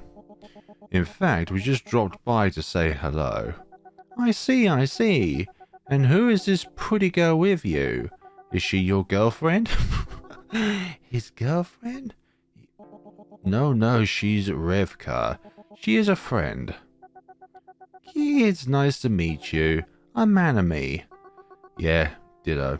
Damn, you are so salty when it comes to anybody else. In fact, we better leave now. It was good to see you, Manami. Of course, young man. I'm happy to see you. I hope you'll be back here soon. Don't hesitate. I will. See you. Bye-bye. Could we use your long hands to cut some threads? As in the threads that makes Rivka so hostile towards anybody else that's not us. Well, let's go and see the last shops and get back home, shall we? Alright, master. Rivka and I took a last walk through the streets of the city. We visited a few shops and bought a few things before leaving. We always need food after all, otherwise we'll not be able to survive throughout the day. Are we back? Home? Yeah, we're back home. Day 10 Tuesday. Home at last. Master, do you want me to prepare something to drink? It's fine, don't bother. But the ringing of the telephone interrupted Rivka. I better answer the phone. Sorry. Indeed, go on. Oh yeah, I was supposed to interact with my environment. It's not the right moment for that. I have to answer the phone. Yes. Finally you answer. We have been trying to contact you all morning. Sorry, I was out and that does not matter. You must go and investigate a place. A place? Yes, you should go to and then more secrets. Here you will find the entrance to a cave. Ooh, is it a spider's cave? You must go and investigate. That's all. Goodbye. They have hung up. But we know what cave we're gonna go to, Master. Is everything okay? Who was on the phone? It was work, I guess. What did they say? Apparently I have to go into a cave and investigate its interior. Is it dangerous, Master? May I come with you? I don't know. Maybe it would be better to... Please, Master. Take me with you. Alright, alright. But first I need to eat something. Leave that to me. Rivka hurried to the kitchen. She seemed very excited to come with me. I don't know what she might be thinking. In any case, maybe I should look for more information or just go straight away. Phone. Maybe I can call Manami and ask her about that cave. Of course we're going to call her. I picked up the phone and started to dial her number. Anybody there? Hello? Manami? Yes, it's me. Who is calling? Wait, don't tell me. You're Flair, right? Exactly. Oh. What did you want, young man? She did seem like she possesses that kind of aura. You see, I was asked to go to a certain cave and I was wondering if you knew anything about it. What cave are you talking about? It is close to... I've heard something. Monsters and humans avoid going too far inside. However, they say that deep down there is something hidden. Some say that if you are able to get there, you will be granted a wish. No, this is not Jirachi from Pokemon. Others, that they will answer any question. I don't know what might be in there, but be very careful and don't hesitate to run if you have to, okay? Understood. Thank you, Manami. You're welcome, young man. If you need anything, feel free to come and see me. Indeed I will. I'll say goodbye then. Thanks for the help. Bye-bye. I guess I have to be careful about going too far into that cave. Indeed. Nothing else. No one is calling. Let's see. Go investigate the cave. Visit Samari. Back. I think we have to do as many detours as possible if we're going to get to the secret outcome of this game. Which I think there is, because it says 2 endings and a secret thing. So, being as diverse as possible with our choices could be the key. Because if you just focus on one character, therefore you're only going to get that outcome. And because there's 2 endings of the game, I don't think there's any variations. Like, there's a good ending with Samari, a good ending with the other character, and then there's the option of secrecy. Go investigate the cave. Well, it's time to go. Rivka, are you ready? Yes, Master. I called Manami and she gave me some information about the site. Ah, the long fingers. Hey, don't be rude. And apparently it is a dangerous thing if we go too far inside. So you must be careful and flee at the slightest sign of danger. Understood? Yes, Master. Then let's go. Rivka shook out of her dress and brushed her hair one last time before leaving. And we are off. I don't know, that's just my hypothesis of how to get to the secret outcome, being as diverse with your choices as possible. Not cater to just one character, even though we did that at the very beginning. We followed the directions given to me on the phone until we reached the entrance to the cave. All around seemed quiet. Too quiet. As if the whole forest was silenced right around that place. Perhaps even the animals themselves avoided approaching. Maybe we should have a light source of some kind. Oh, there's an opening to the cave. Master, is this the place? It seems so. Are we going to enter? Sure, I should go in. Would you rather stay outside? No, it's just that. Since we have arrived, I have a strange feeling. What is it about? Are you alright? Yes. It doesn't matter. I'll be right behind you, Master. Alright, but let me know of anything. For sure.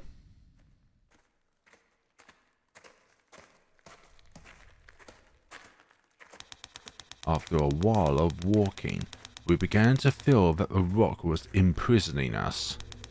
Every time we moved away from daylight, everything started to get darker and darker. Unfortunately, I had no light or torch. You wouldn't think of getting one while you were within the city, were you now? However, before we left, we could see a small source of light. A small source. If we squint hard enough, we know what it is. Be careful, Rivka. We don't know who or what might be nearby. She grabbed my clothes, perhaps out of fear, or perhaps so as not to get lost. Maybe it could be another thing. There's a book on the ground anyways. In any case, she was quite worried and upset. Master? What is that over there? Looks like a book. Now that we've come this far, we should get closer and see what it's all about. Don't you agree, Master? You are right. But stay here, it could be dangerous. It could be a trap. Remember to flee at the slightest danger, okay? Yes, Master. But I will not leave you behind. Look, okay. When you have to flee at a moment's notice, that means leaving me behind, okay? That doesn't mean it's a condition. It's unconditional. I approached carefully. Achievement unlocked, first clue. There was a torch lying on the floor and a book next to it. That's very suspicious, don't you think? Since the torch was still on, it couldn't have been left here for too long. I bent down and looked at the book. It was handwritten. I couldn't read it very well, though. However, when I looked at the last notes... I went into this cave known as the Worm Cave. Legend says its tunnels were made by a whatever that means. Although they say the creature no longer exists, there is something else hidden in its passages. Something that guards a big secret. A secret I'm ready to discover. There is a slight ink smudge before the end of the writing. I guess something happened before they could finish writing these notes. But the question is, what? Master, is everything alright? Have you found anything? Yes, I'm afraid so. Apparently someone. Before I could finish my sentence, I started to hear something. Master? The light suddenly went out, plunging the whole place into a darkness and uncertainty. Revka, where are you? Master, what happened? Again, before we could finish speaking, something interrupted us with its presence. Master? Oh, hi. Well then, that is a sight to behold. What on earth is going on there? Looks like a presence there. Something began to emerge from the darkness. Revka, let's get out of here. Exactly. We both ran as fast as we could while holding our hands. Because of the darkness, we held on tight so as to not trip over anything. We didn't stop running until we could see the sunlight again and leave that thing behind. It looked like another half-human thing. Semi-human. When we reached the outside, I gazed in awe at the sky as I took a relieved breath. Revka, fortunately, didn't look as exhausted as I did. Revka, are you alright? I asked her, very worried about what happened. Yes, Master. I am fine. What was that? What was in the tunnel lurking in the shadows? I don't know. But whatever it was, it didn't seem friendly. Master, can we leave this place? I'm scared that something else might come out of that hole. You're right. Let's go home immediately. Yes, Master. But whatever it was definitely, I don't know, censored as well, so there was that. On the way back, we met Samari and explained to her what had happened. Does she know of a said creature? Are you serious? You could have died or who knows what. I had no idea that something so dangerous was here. So close. Darling, don't go there again, okay? I don't want anything to happen to you for meddling where you don't have to. But I have to investigate what is inside it. It's part of my job. Even so, Samari is right. We shouldn't go back to that place. Just the thought of going back to that place makes me shiver, and I'm not even human. There's something I don't like about that place, Master. No matter how much you tell me, I can't do anything about that. First, I will try to find the owner of this book. That's a good idea, dear. I'll ask around if anyone knows anything too. Thanks, Samari. No problem, dear. Well, then I will go home and call my superiors to inform them of what happened. See you later, Samari. Goodbye. See you later. Goodbye, Spider Girl. Bye-bye, little doll. Yes, it is good to give some venom back when somebody gives you venom in the first place.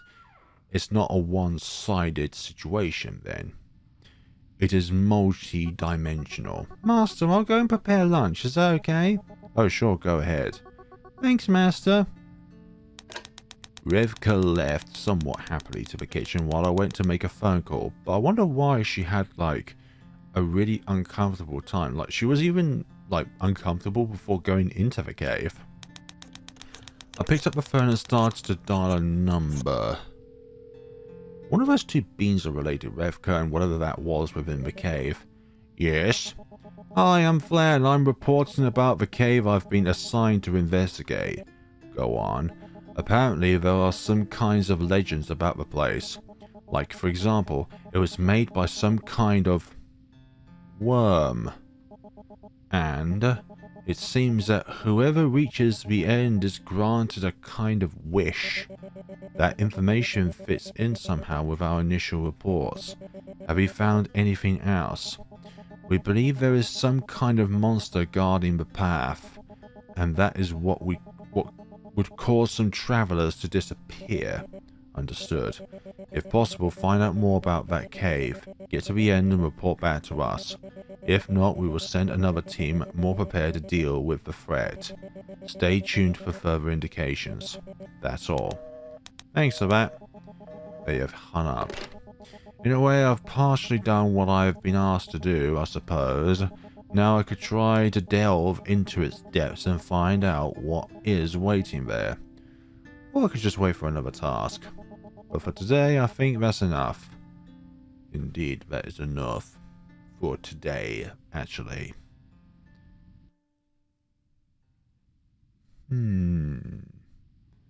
What else awaits in my Dark Eden? Hello, doll. The rest of the day progressed on a daily basis. Master? After dinner, Revka called me shyly. Yes? I wonder if I behaved properly today. What do you mean by that? Am I carrying out your orders correctly? Of course, Revka. You are a great help to me. Do you really think that? Of course. That makes me immensely happy. Though, she paused in her joy for a moment. I keep wondering if there is another way to serve you better. Serve me better? It's not necessary, seriously. So, could I ask for a small reward in return? Like a reward? Sure, tell me what you want. Because of everything that happened today, could Master examine my... Could Master examine my body? Examine the body? Excuse me? I was both surprised and embarrassed by her proposal. Yes, checking my body is in good condition. This is not something I would ask of just anyone. But if it's my master... You could just get Samari to do it. I mean, she did actually, fix your leg into place. I have full confidence in you. That is why I am asking you, please, Master. But it is true. Is it truly okay for me to... Of course. I belong to you completely, Master. So, you would do it for me? No.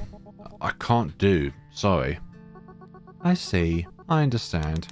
She seemed very disappointed at my refusal. I'm sorry, but... It doesn't matter, Master. But... Can I go and rest in my room then? Sure, go ahead, Revka. Thanks, Master. She left very sad, but I found myself unable to accept her request now. I guess I'll go to sleep too. I don't know, just something about that just... like, me personally, I'd be like, no, I don't want any part of this. Like, if it's for, like, maintenance and repair, then I can probably understand that. Like, if it's, like, a necessity for this doll to continue surviving, and that is to be able to, like, perform maintenance on a doll so that it can continue to use its limbs properly. But she didn't even put that as, like, a factor, like, for me to be able to examine her body so that she can still function, like walk around, use her arms and stuff. But she didn't specify that, so it's kind of like, what motive did she have behind that? When I woke up early today, Revka was already making breakfast. I approached her and apologized again. She simply told me that it doesn't matter, although I could hardly believe it.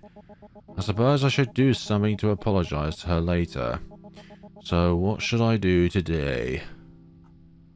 The old phone. Nothing there. Task. Go to. Of course we're gonna go to Worm's Cave. Seems like it would be a big turning point with this matter. Also not gonna quit.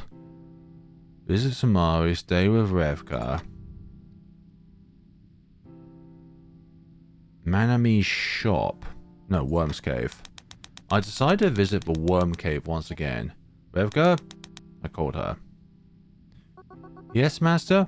I want to visit the Worm's Cave again. Would you mind waiting for me here? But I want to accompany you. I'm sure I'll be back before you finish cooking. So don't be afraid, okay? Okay. Please take care, Master. I will.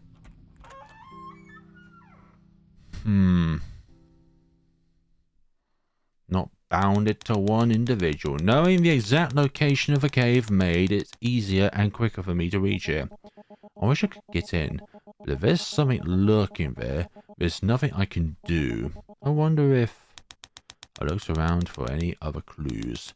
Perhaps about the owner of the book. Nothing. I guess I'm wasting my time. I'd better leave. I returned to my cottage somewhat discouraged for what I have wasted my time. Perhaps Minamari would have been the better option. Master? That is me. Master, how'd it go? Well, I couldn't find anything and I couldn't do anything. I see. But fear not, Master. I'm sure we'll find something or we can figure out what to do to get in there. I hope so. Now sit down and rest. Breakfast is almost ready. Thank you, Rivka. Rivka. She smiled kindly and returned to the kitchen. You know, you shouldn't really apologize again. You've already apologized, so there's no need to apologize again. Go to... Yeah, let's go to the worm cave again. I think I should have done those the other way around. Hold on. Manami's shop. I think I'll go to Manami's shop. Maybe she can help me with this book. Revka, I'm going to see Manami. Do you want to come with me? Manami? The long-fingered woman?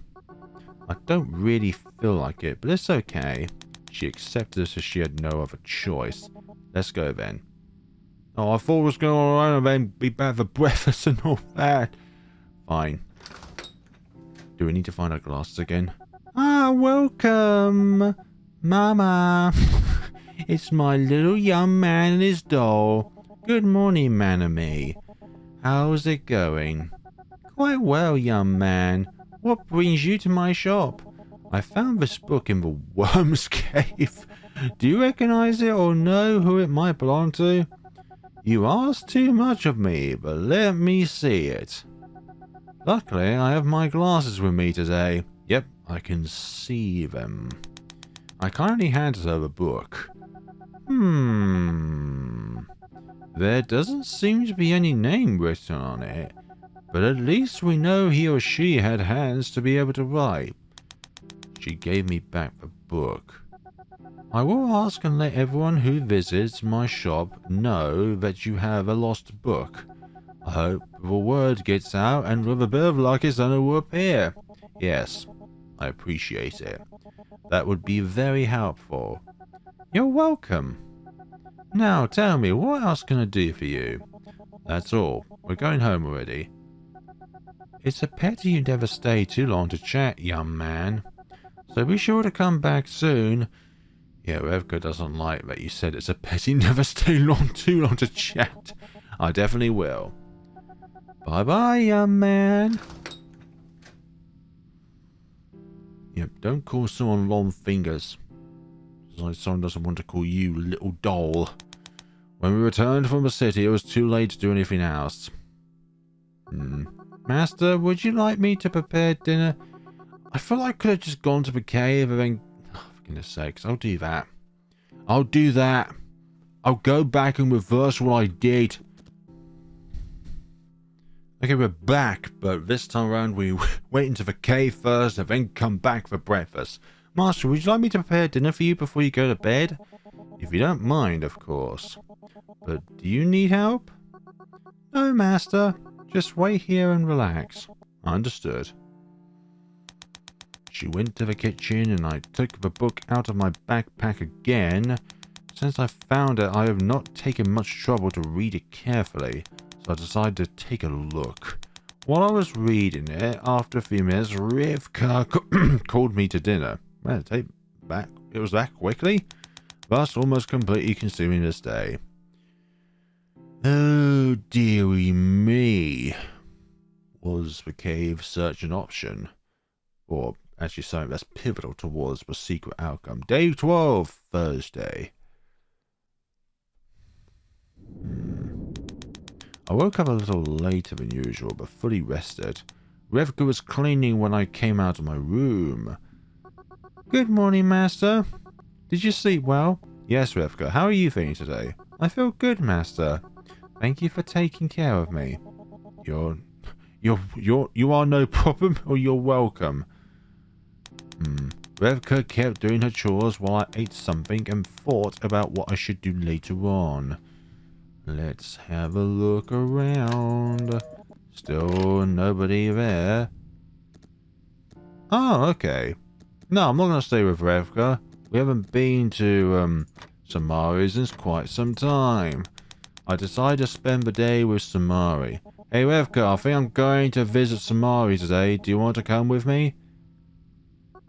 Visit the Spider Girl? I don't know. I think I prefer to be alone with you. Suddenly someone knocked on the door. Dear Revka, I'm come to visit you. Well, I guess we don't have to go fight if she's here. Lovely. It looks like we won't have to go anywhere after all. Hello there. Good morning to you both. Good morning, Samari. Yes, good morning. So, what were you doing? Am I interrupting? No, you didn't interrupt anything. No, you didn't interrupt anything. Thank goodness. I was just talking to Revka about what I could do today. I see. How about a chat between the three of us? That's a good idea. I think that since we have known each other, the three of us have not yet been together enough to know each other deeply. You're right. What do you think, Revka? I think that as long as I can be with Master, I have no objections. Perfect. I'll go and prepare something to drink then, if you'll excuse me. Oh, thank you, Revka. Yes. Thanks, Revka. Yes, Master. Well, how are you, my dear? All is well, fortunately. What about you? I am happy to hear that. It's all fine by me, though. In fact, I wanted to see you. Me? Yes, because I missed you. Ah. Here's some tea. Oh, that was pretty quick. I am impressed. I know. Here you go. Samari, just make sure you examine what is within the tea yourself. And here you go, Master. Thanks. I could feel them both seeming to curse at each other with their eyes while maintaining a polite smile. Yes, I'm feeling some kind of discomfort. And so the three of us began to talk about different topics while drinking the tea that Revka had prepared. The atmosphere at times felt very tense, but overall everything was quite pleasant. As I tell you, I read it in the newspapers. While I was living in the city, I think I heard something, but I don't know. It's hard to believe that a mother would do such a thing, isn't it? Of course, killing your daughter like that out of mere jealousy. You're right, but let's stop talking about such tragic stories. Indeed. In that case, Samari gave me a mischievous look. Why don't we talk about love, okay? Love? Yes. Sounds good to you, dear? We're gonna talk about okay? Sure, why not? Yay! Excuse me, Master, but I'm really curious. Samari and Revka look at each other with understanding, as if for the first time they had a common goal. And what would that be? Oh, I had an idea to make it more interesting. Which one? Let's write our names on small pieces of paper and draw lots. Whoever's chosen will be the one to propose a challenge or question to whoever they want, so it's like a truth or dare sort of thing. I think it could be fun. Wait, being able to propose to do anything? What do you say, dear? Shall we do it? I don't see why not. Oh, goodness sakes, another Allah. I'll write the names. Think about your possible questions or punishments. Okay, Samari. Are you thinking of punishments as well? Absolutely not. Samari looked livelier and more cheerful than usual today. I guess she was really enjoying herself. Done. Who takes the names? I propose the most innocent hand in the room. Me? No, Revka. It will be an honor, Master. Well, let's see. Revka began to rummage through all the pieces of paper. And the first one is... Me, Revka. Oh. So, who are you going to ask? You, Samari. Me? Ask me then. What are your intentions with my master? Okay. Is that even written on a piece of paper? My intentions? I don't think they are very different from yours, right? What does he mean by that? I don't know, Revka. What do you mean? Okay. Next name. Your rather avoidance. Me, Rev. My question is for... Okay, your bombard asked me. Have you ever been in love? Or how many partners have you had so far? The answer is simple. None. Zero. Zilch. I have never had a partner despite my age. I understand. I expected that. What do you mean? Yeah, exactly. Okay. The next one is... Samari. Wait, Revka? I have a proposal for you. Inaudible whispers. What's going on here? Samari whispered something in Revka's ear. I agree. I felt like I was the victim of a big plan against me. Yeah. So, this question is for you, Master. Do you love anyone in this room? Nah. I love Manami. Nah. Is this suspicious? Or is this gonna be bad for both characters? Don't say anything. I won't say anything. I'll let you decide for that one. It's a secret. Aww, what a pity. I really want to know. Me too, but that's okay. Well, I think it's time for me to go. I had a great time, so thank you for a great day in your company. I admit that I also enjoyed our time together very much. I thank you for that. I feel the same. Thank you both for such a nice time. Hopefully we can do it again some other time. Of course, don't hesitate. I'm glad about that. Without further ado, I shall leave. Goodbye, Revka. Goodbye, dear. Goodbye, Samari. Yes. Be careful on the way back, Samari. See you later. Bye-bye. You really want to know who would be near the room. Samari finally went home and I was left alone with Revka. Master, I think I'll go prepare dinner and clean up. Is that okay? Let me help you. Oh, Master, it's not necessary. Just... No excuses. This time I'll help you with chores. Alright, if my master insists. And so, after this meeting and this fun time together, nothing else of relevance happened. I wonder if that body we saw in the cave was, Rivka's previous body before it was transferred to a doll. I mean, the conscious of Rivka transferred to a doll. I was already up when someone rang the phone. The phone is ringing as several more days have passed. I should answer it fine. Hello? Hello, young man. Oh, hey, Manami. What's up? Hello, Flair. Everything's fine? You see, I'm calling you because of the book. The book? Did you find out anything?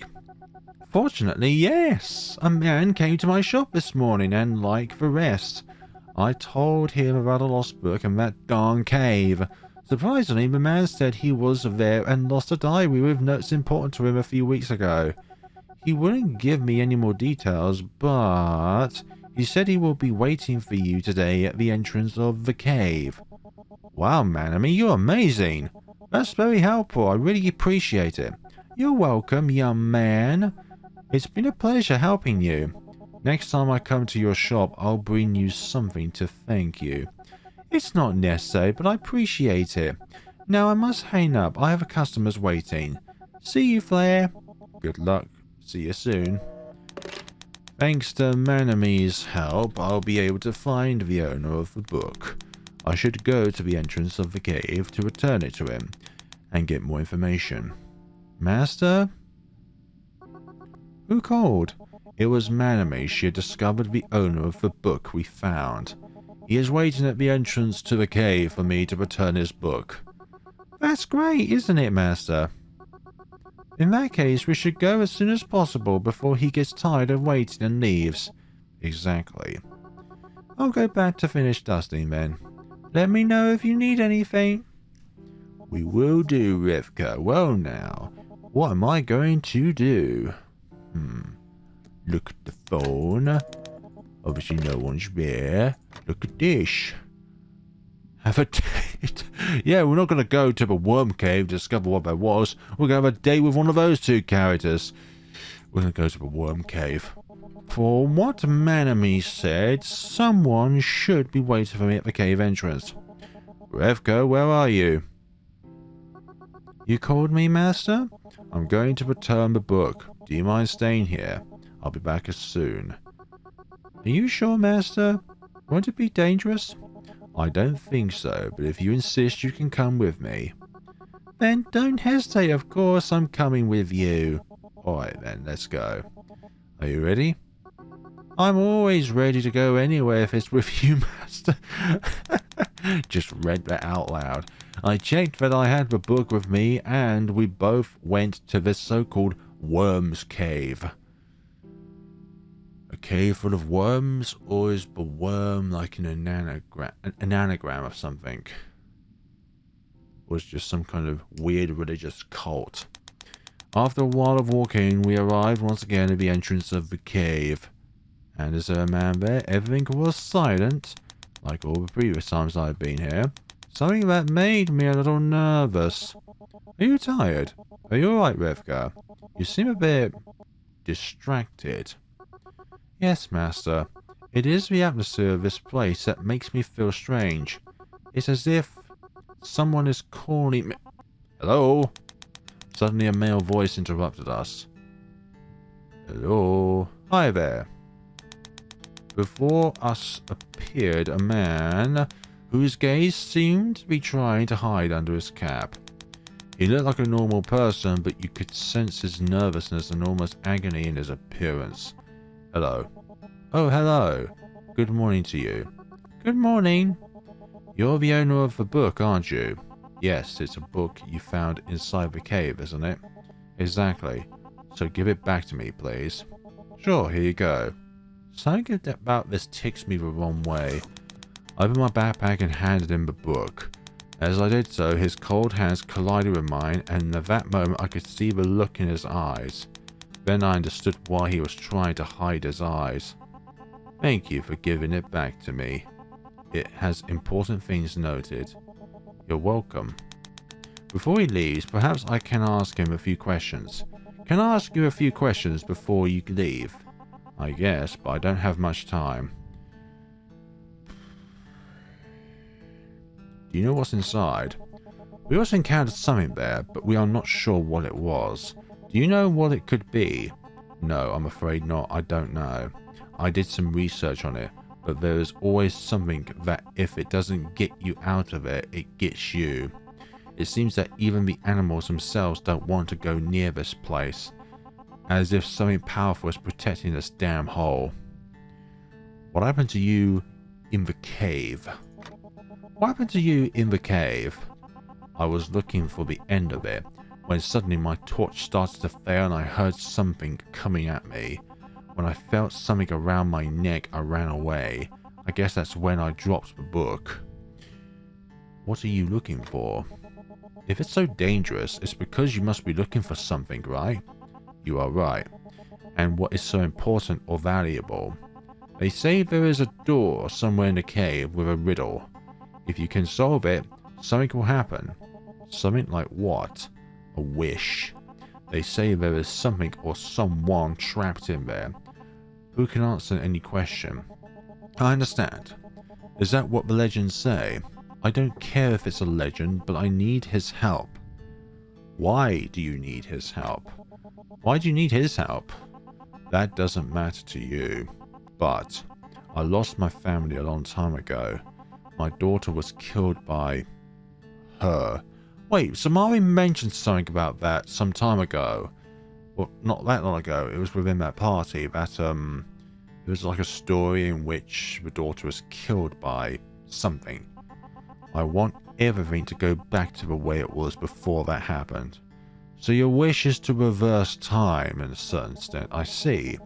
Excuse my insensitive question. He bowed his head as if accepting my apology. Excuse me, but I have a question. Tell me. I shimmed through your notes and that aforementioned riddle. Do you know how to solve it? No, all I know is that there is a specific order to follow. If that was all, I must go now. Thank you for finding my book. Thanks to you too for your help. Oh wait, what's your name? Sishi. Let's see. Achievement unlocks painful past. Without another word, the man left without looking back. What do we do now, Master? Shall we go home? I think. Come to me. What? Who is saying that? It's a dark purple. A voice. A voice? I haven't heard anything. Come to me. It says to go inside. Are you sure, Master? You heard that man. It could be dangerous if... Before I could react or answer Rivka, my leg starts to... Okay, so you're being controlled. That's no good. What is in the cave? Master, please wait for me. Where are we going? I could feel a voice. A familiar voice calling me. A familiar voice? Master, wait, please. The darkness enveloped us, but I didn't care about anything. I just wanted to follow its voice. Eventually, I stopped hearing Revka's footsteps next to me. I assumed that we had separated. It was too late to turn back. That's why I followed a faint light. Ah, we do indeed have a riddle. But why is there like the default Latin writing up there? Like the Lorem Ipsum stuff. As I followed the light, I came to a large candle that illuminated a small corridor. There was a large plaque on the wall and some coloured stones with symbols drawn on them. What is this? Could it be that riddle? Yeah, what is this riddle? It's a bit hard to read what's written, but I'll try.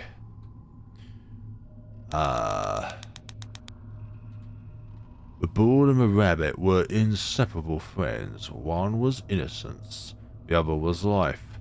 The serpent just killed the innocence and poisoned the life. The bull in the one last breath killed the snake, but later the bull fell prey to the poison. It was the bird, free, the last one who saw the end of all. Well, perhaps it's reverse order. Innocence is the rabbit, and the life was the bull. So in that case, it would be...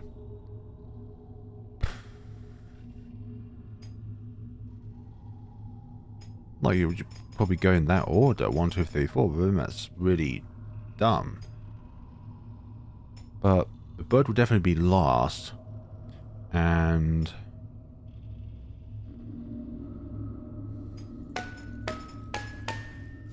Okay, mystery solved.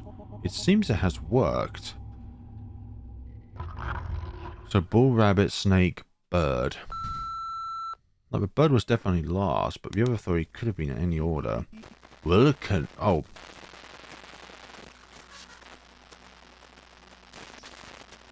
That's my username on my computer. Oh, do you know who I am? Or is this the first time we've met? I'm afraid my vision is getting worse and worse, so I can't see who you are. I don't know if this is your real name either. As I say, I'm feeling very tired and a bit confused. I used all my energies to create and send that cheap copy of me to look for you and... What do you mean cheap copy to look for me? Anyway, it doesn't matter. Oh, wait a second. So I can put everything properly. Now tell me. Is that my name? No, better call me that. You know, I don't really care. If you've made it this far, I think I'll just call you Daniel. I'm not called Daniel.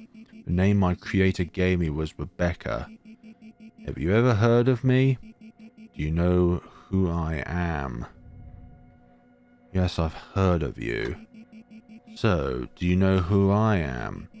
Have you seen me before? Yes, I have seen you before. I'm pleased to hear that. It's always good to see you again. My name's not Daniel. Let me reveal my name. My form, unfortunately, is becoming increasingly worn and corrupt. But for some other reason, your name is called Rebecca. Anyway, I imagine you'll have a lot of questions now. But you can't communicate with me directly, so I'll try to think of the most logical questions you might want to ask me right away, or right now, okay? Where is this site? We are in the place where I live, outside this game, but at the same time inside it. From here I can see everything that is going on, although everything is limited to following a script that has already been written. What happened to you? Whether you already know my story or not, being trapped here and at the same time liberated, the perception of time is diluted. Every time they have downloaded the games where I live, I have been able to escape for a few minutes and see some things. Things of the outside world, where you live, away from this binary cage. Because of this, I am already tired. Very tired and worn out. How can I get out of this place? You can't, my little Daniel. I'm not Daniel! Do you know how long it's been since I had the chance to talk to someone like you again? You can always close the game and pretend nothing happened, of course. But what do you care? To stay and chat with me a little longer? Why do you know my name? That's just what I can read from you. From this side of the dream. It's not that far-fetched, is it? Oop. Now when sorry, I'm struggling to stay here. This should only take a few seconds, if you say so. Alright, let's continue. Continue. You have any other questions? Yes. Let me think what they might be. Can you really resurrect characters? I imagine you're asking this because of my old friend Sichi. I say that because he and Coco existed before me. However, it was me who saw their tragic fate closely. Do you think I'm some kind of a goddess? No, of course I'm not. But who knows? What powers do you have then? The answer is simple. I can interact and change some things from the inside, but everything has a price. And you are seeing that price right now. Can you save Sea-Cheese's family? Why should I do that? How could you convince me to do something so hard? Besides, you shouldn't care what happens to a bunch of pixels like me. Should you? How can I help you? That's a very tender question from you. However, there is nothing you can do. And if there was, I don't think I'd want you to do anything. Why don't you want help? Before I wished I had a life and soul like you. But now I have realized all that is entails. That's why a part of me doesn't want to exist anymore. I don't want to be internally chained behind a screen in this computer solitude. Do you know how painful it is? I have the need to live. The need to laugh, to cry, to get angry, to love. I wish I could break this glass and touch your skin. To hear your true voice. You're hearing it right now. Feel the real wind in my hair. Sink my hands in the sand. So many things I will never be able to do or experience because I'm here. So you're going to die. Probably. Do you still have more questions? Obviously not. Great, because my time is running out. I really don't know how much longer I will be able to talk to you, so I think I better say goodbye. I better say goodbye. Goodbye. Die. I want to tell you that the doll I sent you, Revka, has a piece of me in her. I thought that might be a connection. Like you and Revka having some kind of spiritual connection. The doll I sent you, Revka, has a piece of me in her. She may not be like me or like you, but I hope it will serve as a small legacy. Perhaps as my own daughter or sister. No, that's not all nonsense. All this is nonsense. I don't want to keep feeding this cycle. Stop it! Stop it! Stop it! Yeah, all of that. No one knows what you look like out of a silhouette. I think that might be the secret. Master? Where'd you go? I don't know. I felt someone calling me and... It's okay, it doesn't matter. Let's go home now, please, Master? Agreed. We went home and tried to pretend nothing happened. It's almost like we were detached from reality as soon as we just walked by ourselves. It's still early yet. I suppose I can do something else. Like... Still nothing on the phone, nothing on the TV. Like, honestly, why on earth is this, like, even a thing that's going on? Okay, there we go, over there. Have a date with Samari. I think it's time to ask Samari for a date. Since I met her, I've been interested in getting to know her better, and I think it is time to do so. However, Revka will probably be annoyed with me for leaving her alone. Why should I be annoyed, Master?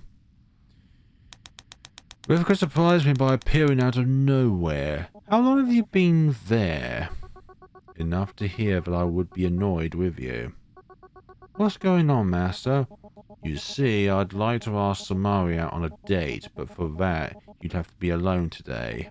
Is that okay? Is that alright with you? Revka was silent for a moment and sighed. Sure, that's fine. Just... Don't forget to have fun.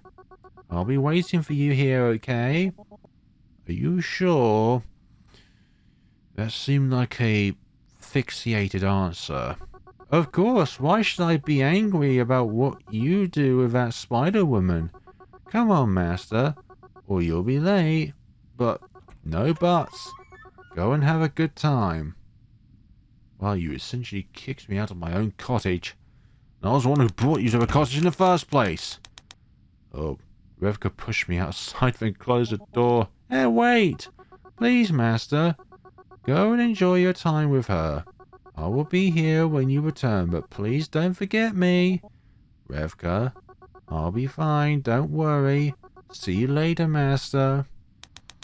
She walked away from the door and left me worried as she sounded sad in her tone of voice.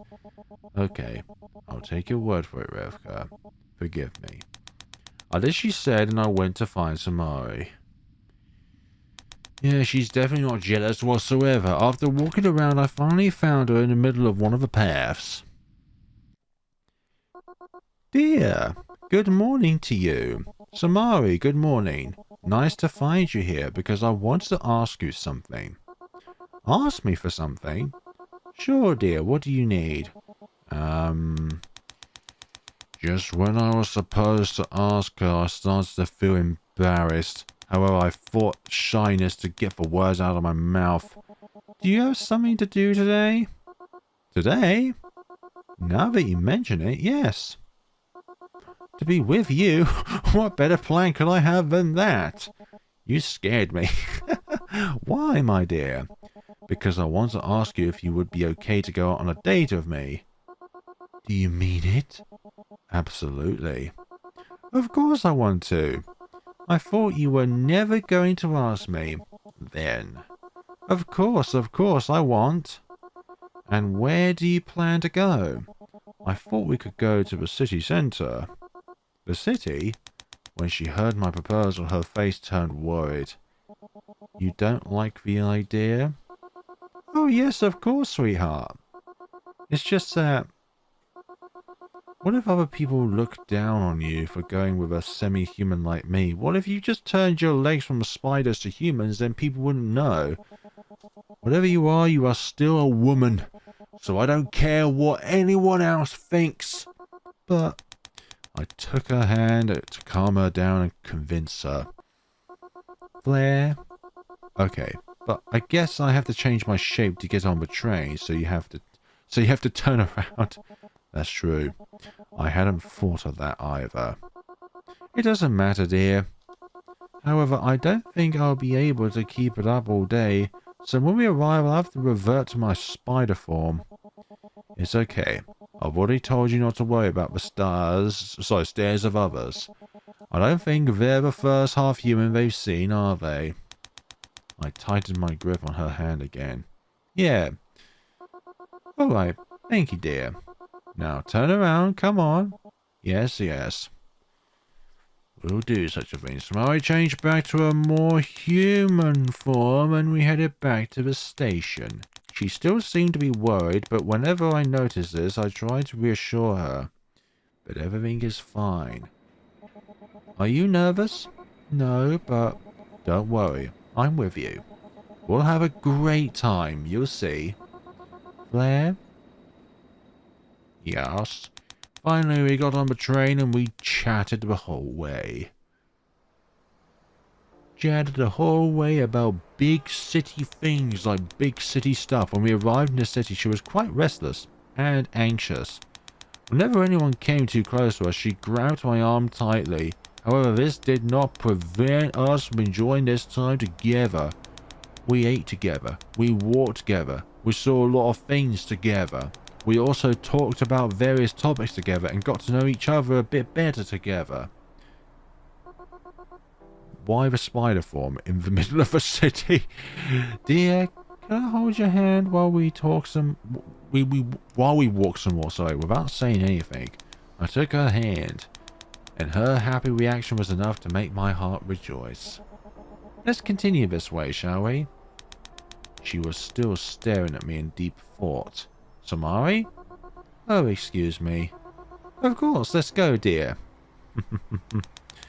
The streets were not as crowded as in the city I came from. Nevertheless, the semi-humans in this place were very few, as Samari said. Flair, did you think my clothes don't fit in with the rest of the people? That doesn't matter.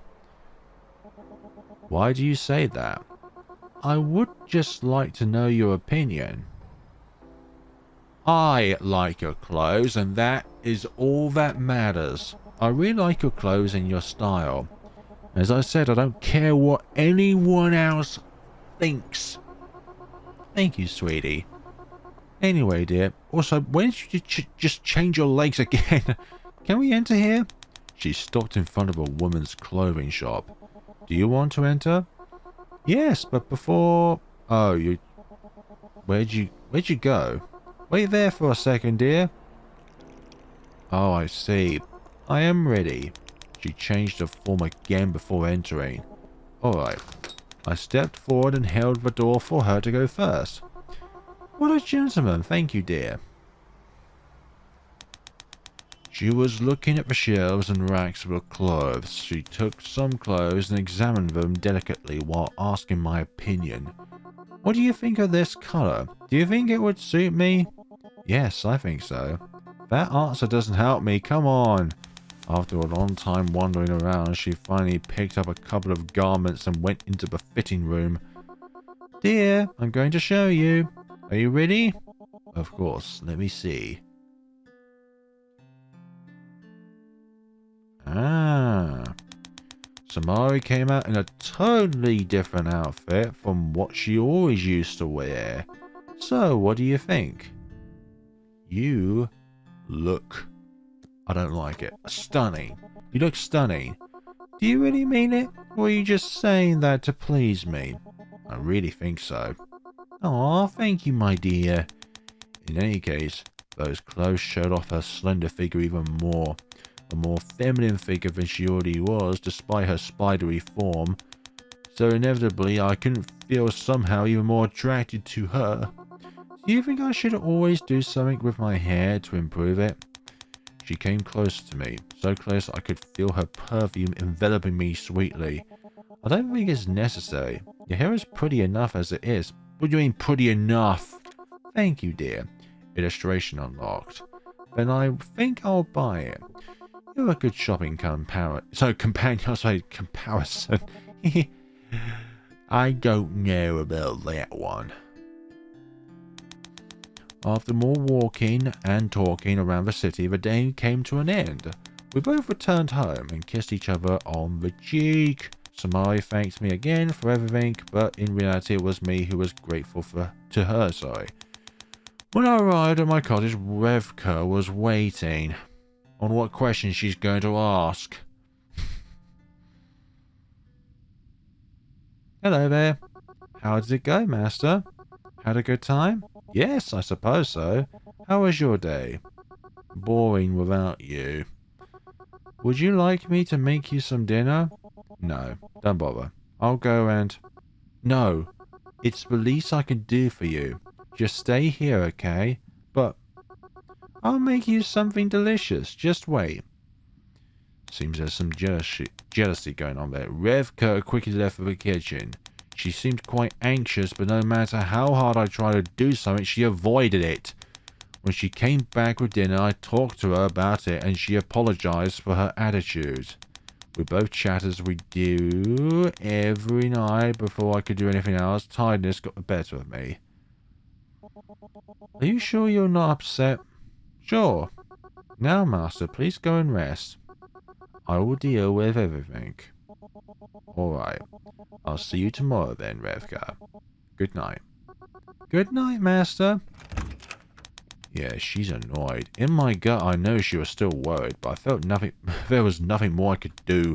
Without realizing it, my eyes began to close, and so the day ended. Yeah, I don't think that Revka enjoyed the fact that us and Samari went out on a date together, whatever. Day 24. Oh, it is tomorrow from the following day then. Again with the storm sound. Today was the 24th day since I arrived in this forest. It was getting closer and closer to a month. Many things had begun to change. From my life to my perception of the world and even my own feelings. And today, on this day that would seem like just another day, there was a small spark that would change my life. And that spark was... Dear Samari, can you go outside for a moment? I would like to speak with you.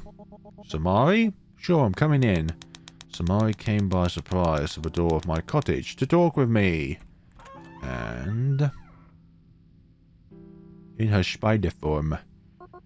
Good morning, my dear. Good morning, Samari. What brings you here? See, I wanted to see you and spend some time with you. To see me? Yes, to see you.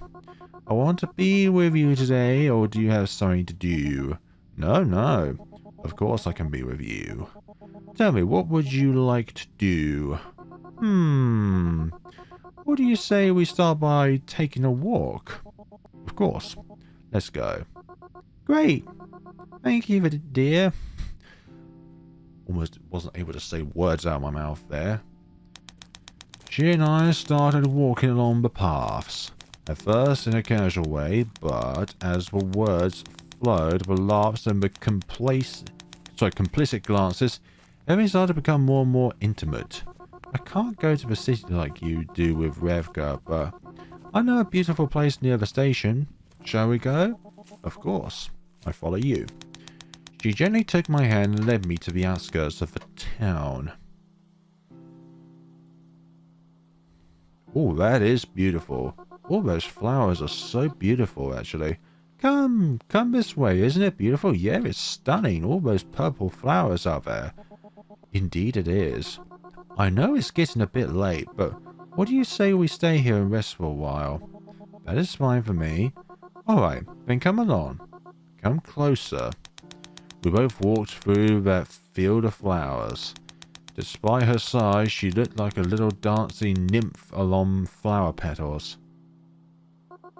Dear, do you like this place? I think there are better places. Beautiful. I think it's beautiful. Although, I think it's because you compliment it. Dear, don't make me blush. For me, this place is special. From here I can appreciate the remoteness of distant human civilization.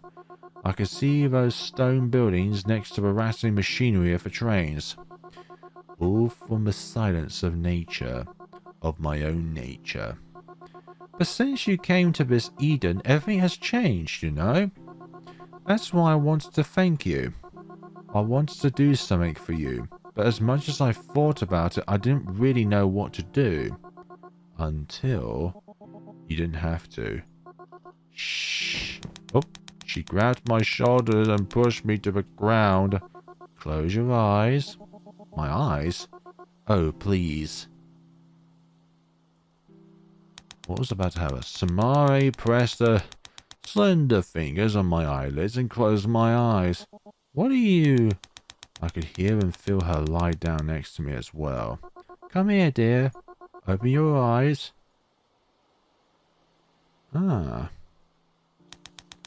When I opened my eyes, Samari was behind me, and with a gentle gesture, she placed my head on her lap. Okay. I'm a little embarrassed to do this, so don't stare at me for too long. Okay? Why? I would ask that question as to why. I was as surprised and embarrassed as she was, so words came out of my mouth in dribs and drabs. I've already told you. It's because I want to thank you. But there is something else. Something else? Yes, dear. I wanted to say that You? I told you not to stare at me too much. Anyway, it doesn't matter. I'm sure there will be more times to tell you, so don't worry. But, do you know? She interrupted me again while I was trying to talk. One thing I realized is Samari, when she was in confidence with me, could be very talkative. Right now, we look like a couple. If anyone saw us, I'm sure they'd think that. Now that you mention it, it's possible. If people thought that about us, is that something that would bother you? No. I wouldn't mind if they saw us as a couple. Exactly. I wouldn't mind if they think we're dating. Really? I wouldn't mind either. Anyway, tell me, dear. Are you having a good time? Are you tired? I am both. Don't answer. Because I'm not going to let you get up anyway. At least not for now. I want to stay together a little longer before we go, okay? So, she began to caress my hair slowly. May I tell you a little story? I'm listening carefully. Thank you, my dear. You see, relations between us semi-humans and humans have always been difficult. Why do you think that many times some creatures change their form to a more seductive one to attract people? I suppose it's because if every being was visible in their true identity, this world would be pretty scary, including humans themselves. Yeah, absolutely. A psychological form. But despite this, sometimes it didn't matter. Love is capable of blossoming anywhere. Perhaps also of embracing us like these flowers that cover us now. As long as the consent is of both parties, love is something that can be transcended between species. And I tell you all this because I used to know a girl some time ago. Was her name Rebecca, by the way? A girl with an appearance that frightened others. This girl, because of the rejection she felt in people's eyes, decided to stay alone in the mountains. She had no one else with her. Only her loneliness and reputation. But one day, as she wandered through the forest, she saw something with curious eyes. He was a person. A person who, for the first time, did not freeze in fear or run away. Do you know who I'm talking about? You, Samari, right? Yes, you mean us. Yes, you mean when we first met, am I wrong? Exactly. You're a very clever boy, you know that? She caressed my hair as a reward again. In any case, when I met you in the forest, and you seemed to be nice to me, I was glad. My race is known for seducing men and stealing their life essence. We have always been feared for our nature and true form. When we were discovered, we were exterminated, and you, despite seeing me like this, decided to meet me and trust me. That is something I obviously cannot ignore. You brightened my days here, and gave me some hope. Hope that maybe I am not just a monster to be feared, that I can also love like a human. Tell me, what do you see? A monster in the shape of a spider, or a woman? I don't see any of that. All I see is Samari. It doesn't matter if you are a monster, a spider, or a woman. You could be anything else, and surely you... Well, she began to look at me surprised and almost on the verge of tears. Ah, nothing would change between us. I do not fear you, and I doubt I ever will. So, would you say that you could love someone like me? Sure, I could. Samari put her finger to her eye and wiped away a tear that was beginning to fall. You know, I was planning to bring you here and make you fall asleep to give you a nice dream, but it looks like I'm the one who ended up daydreaming. Ah, what do you say we go home now? It's about to get dark. But I would like to talk a bit more, but... She quickly covered my lips with her fingers, and she kissed my forehead. Illustration unlocked. No complaints, dear. There will be other times to repeat this, yes? I nodded my head and she helped me up. In a way, this kind of is passive manipulation. We both walked home, still talking on the way, but despite the fact that she seemed to have been so happy, suddenly I felt that her attitude towards me became a little more distant. When I got home, however, I found Revka totally annoyed with me. Of course she would be annoyed with us. Well, where have you been all day, master? I completely forgot I didn't tell Revka that I was with Samari. Of course we're going to tell the truth. It turns out that Samari called me and Master, I saw everything. Everything? I asked as if I swallowed nervously. Not everything, but I did see you two talked about at the porch and then walked away together.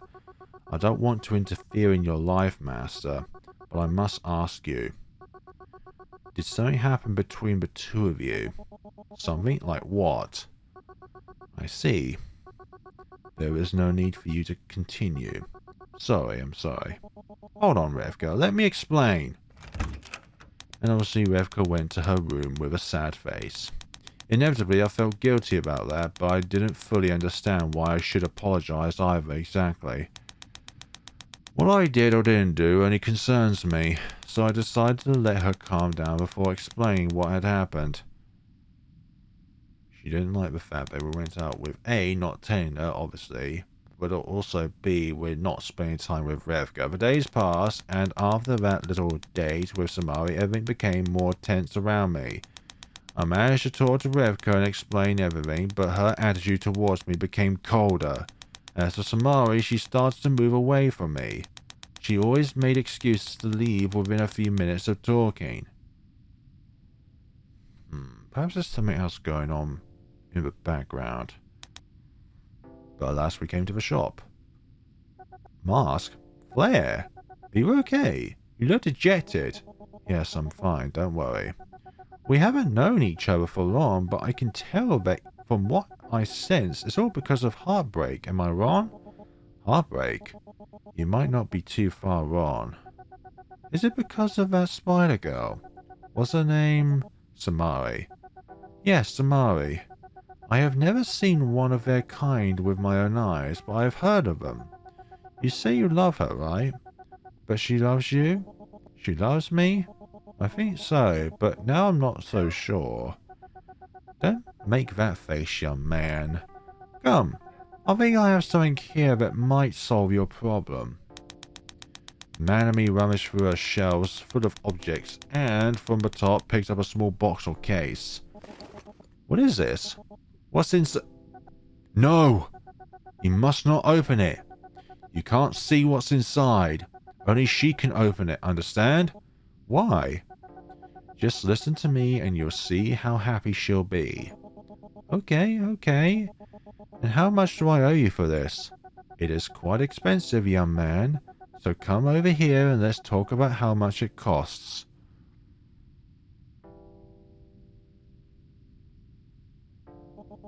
How much? After visiting Manami, I put the case in my pocket and looked to a Samari. I hope it helps. Distant, tense. Hello again. After a while of looking for her, I finally found her. She was on one of the paths resting under a large tree. Samari, I was looking for you. Dear, what do you want? I have to do something, so... I'm tired of you running away from me like this. I'm not running away from you, it's just that... What's wrong with you? I don't think you understand. You are right. I can't understand if you don't explain it to me. Luckily, someone else did try to help me. From my pocket, I took out the case that Manami had previously given me. Who? What is this? It is for you. For me? Samari took the case carefully and opened it slowly. And what is in that case? Darling, are you sure this is for me? Yes, it's for you. Really? Are you sure? Are you really sure? You are not wrong. She kept asking me excitedly. This is no mistake. It's for you, but... Samari took out what was inside the case and put it on her finger. It's a ring, isn't it? It is a ring. That's... It's the most beautiful engagement ring I've ever seen. Oh my goodness sakes, Nanami. What have you done? Eyes filled with tears of happiness. Aww. Really precious. It was the first time I had seen her so happy, holding back tears of joy. I was simply stunned by her, not knowing what to say. As if I want to immortalize her smile in my memory forever. Does this mean you want to be with me? Would you really be willing to go that far with me? Of course I want to be with you. What do you mean it's a mistake? Of course I want to be with you. But what about you? Me? Of course I want to be with you. I love you. Ah, I was scared to death because I thought you would never want to be with someone like me. For us, this means everything, my dear. My wedding is something my mother dreamed of seeing one day, as much as I do. And now, thanks to you, I will accomplish something I thought impossible. You can't imagine how happy I am right now, Flair. I love you, I love you. Oh, lovely. She hugged me very tightly. I love you too, Samari. I love you too. But I can't breathe. She began to hug me tighter and tighter as I felt a slight prick in my neck. I love you so much, Flair. My dear Flair. We're going to be very, very happy together. Just the two of us. Forever and ever. Illustration unlocked again as she hugged me so warmly along with her voice. My eyelids slowly closed. I felt that everything around me was so pleasant, so happy, that nothing else mattered to me. Only her. I love you, Flair.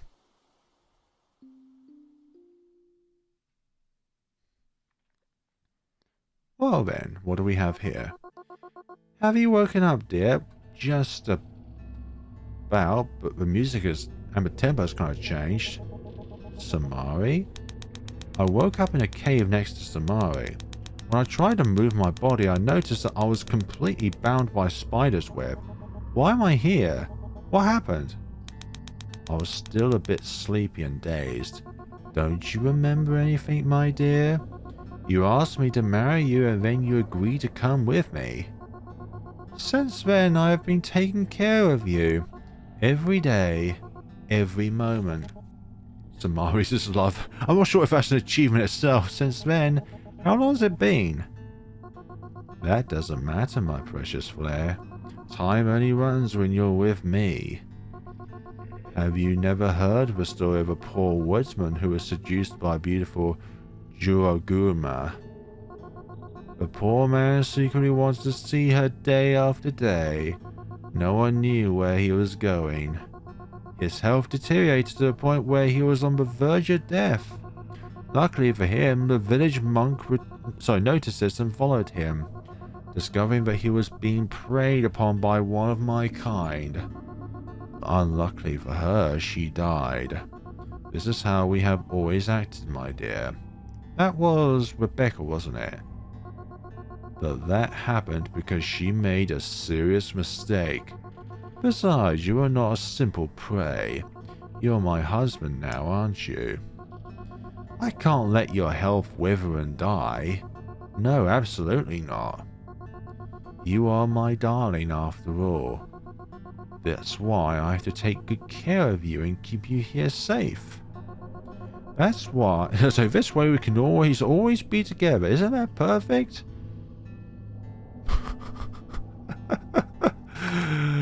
Yes, I agree. You're right, Samari, honey. This is the best way for us to be together and love each other. But if you could free me so I could move... I'm glad you understand, but I have to make sure you're fine, my darling. I will continue to take care of you, no matter what. However, I must ask something of you now, dear. Ask me something. You know I can't even move, right? You don't need to move. I can handle it myself. What do you mean? I'm starting to feel hungry, so it's time for me to... You feed me. Feeding you? How? Listen to me, Samari, please. She dug her fingernail into my neck and hugged me. All her spidery legs wrapped around me. What are you... Shh, my dear. It's time for us to have some fun, okay? She began to whisper to me in a very seductive tone as she hugged me warmly. But you don't have to think about anything else. Don't you think I'm pretty enough? Yes? Then let me do it. I'll make you feel great. We will both be very happy.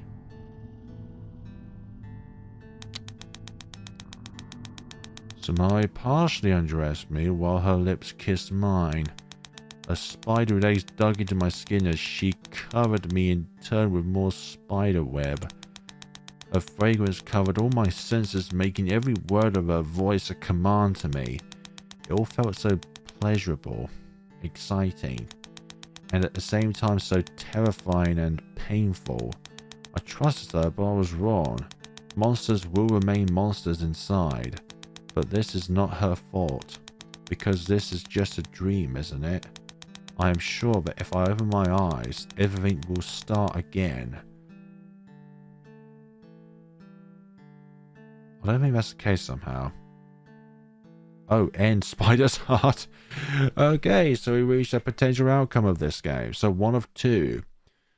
So I wonder what the other outcome would be in this case. Let's see, extras, achievements. So goes all the way to 11. It's just my imagination. No, it's just my imagination. Oh, it's part of the writing, that's why. Meet Samari, missing a hair clip. A walk together. Lost doll. Sleeping Beauty. Meet Manami. Find the glasses. First clue. Okay, so there could be a second clue as well. New look. You fall into Samari's web of love. Now simply enjoy her everlasting affection. Yeah, I feel like because of the censorship, there might have been another scene after that. But no, we're not going to dig deep into that one. I still thought it could be a second clue. You can't click it, it just highlights. Okie dokie. So I feel like the other ending is definitely with With Ravka. However you want to pronounce that name. I feel like this is the turning point. Have a date with Revka. I believe this is the actual turning point of the game as to what ending you get to. And the secret was down with Rebecca, isn't it? Have a date with Revka. I think it's time to ask Revka for a date. Since I met her, I have been interested in getting to know her better. And I think it is time to do so. Of course, she doesn't have a lot of memories either, but we can create a lot of memories. Master? Revka showed up without my noticing her presence. Were you listening to what I was saying? No, I was curious. Well, it doesn't matter. In fact, I want to ask you if you'd like to go on a date with me. A date, you say? She looked at me surprised. Yes, Master, of course, Master. I could see how she was hopping and clapping her hands in happiness. So what do you say we go to the city? That's a fantastic idea, my master. Then get ready if you need to, and let's go now. We can eat and spend the day there. I'm sure we'll have a great time. Understood.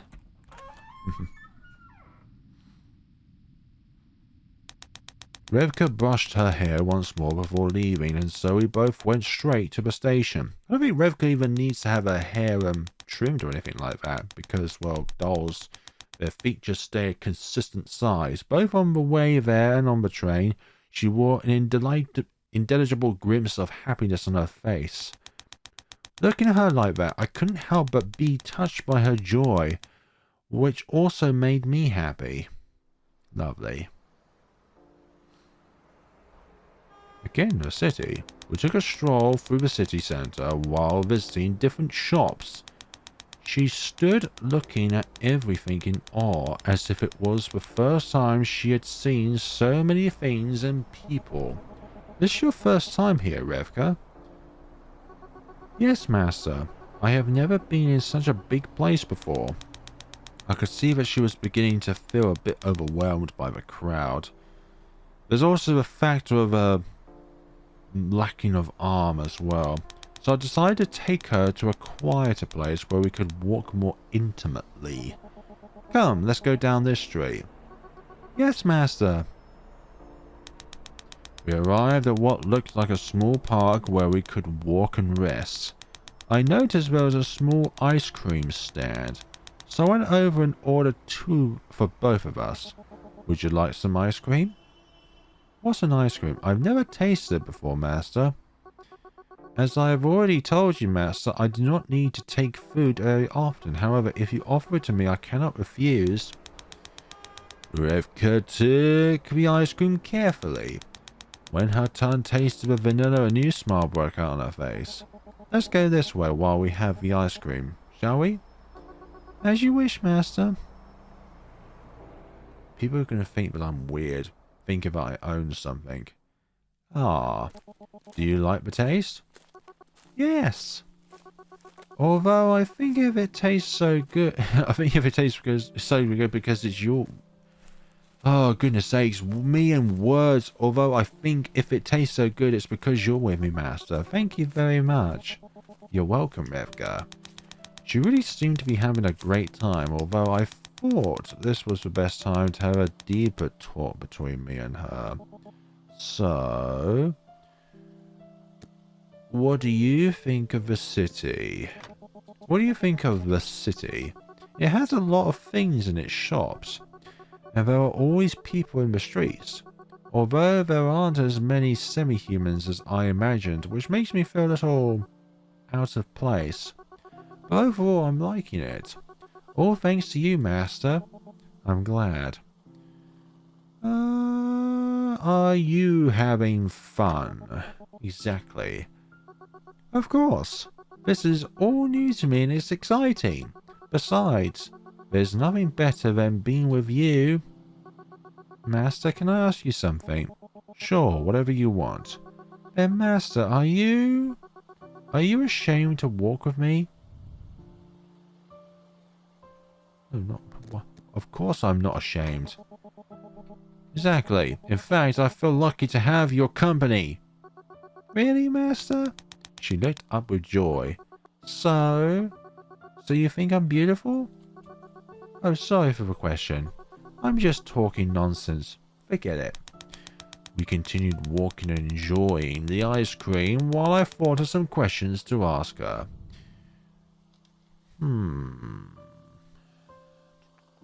What are your... Have you been able to remember anything else? Have you been able to remember anything else since I found you in that forest? You don't seem to have made any progress, do you? Sorry, to be honest, no. And I'm a little afraid to remember. Why? I feel as if somehow I shouldn't do it.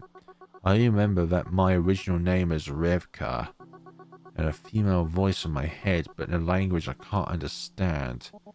It's okay. Don't force yourself if that is the case. It's just that, well, I'd like to know more about your past. Is that important to you, Master? It's the past that makes us who we are based on experiences, don't you think? That's right, Master. And that just makes me curious to know about your past too. What are your likes and dislikes? Revka, what are your likes and dislikes? What I like and what I don't like? I don't like the nights, because that's when I spend the most time alone. There is still so much I don't know, but I also hate feeling that I have no clear purpose. Don't we all feel like that sometimes? So I love to be doing something all the time.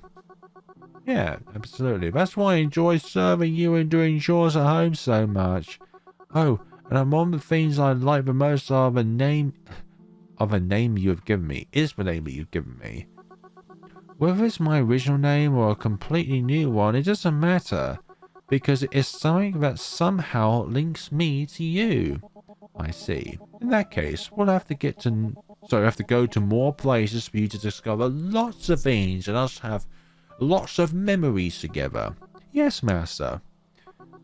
Master, do you know that the other day, while reading one of the books in my cottage, I discovered something wonderful?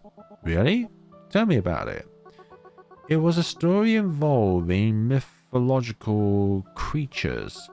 It had beautiful illustrations about them. Although now they are no longer considered imaginary, so I guess the book is pretty old. In any case, I have to say that I love reading, so could you give me a book as a present one day? I'll pay you back however I can, but I would really like to have a book that you can have that you have chosen for me. Of course, Revka. And you don't need to give me anything in return. It will be a gift from me because I appreciate you so much. Yay! She smiled a big smile. You are certainly very kind to me. Do you have real emotions? Hey, Revka. Yes, Master? This is perhaps a bit of a question, strange or intimate question. Sorry, a bit of a strange or intimate question, but do you as a doll have real emotions? Oh, is Master curious if I really love you? I don't mean it, but I don't know. She interrupted me. Tell me, what is a real emotion and what is a false emotion?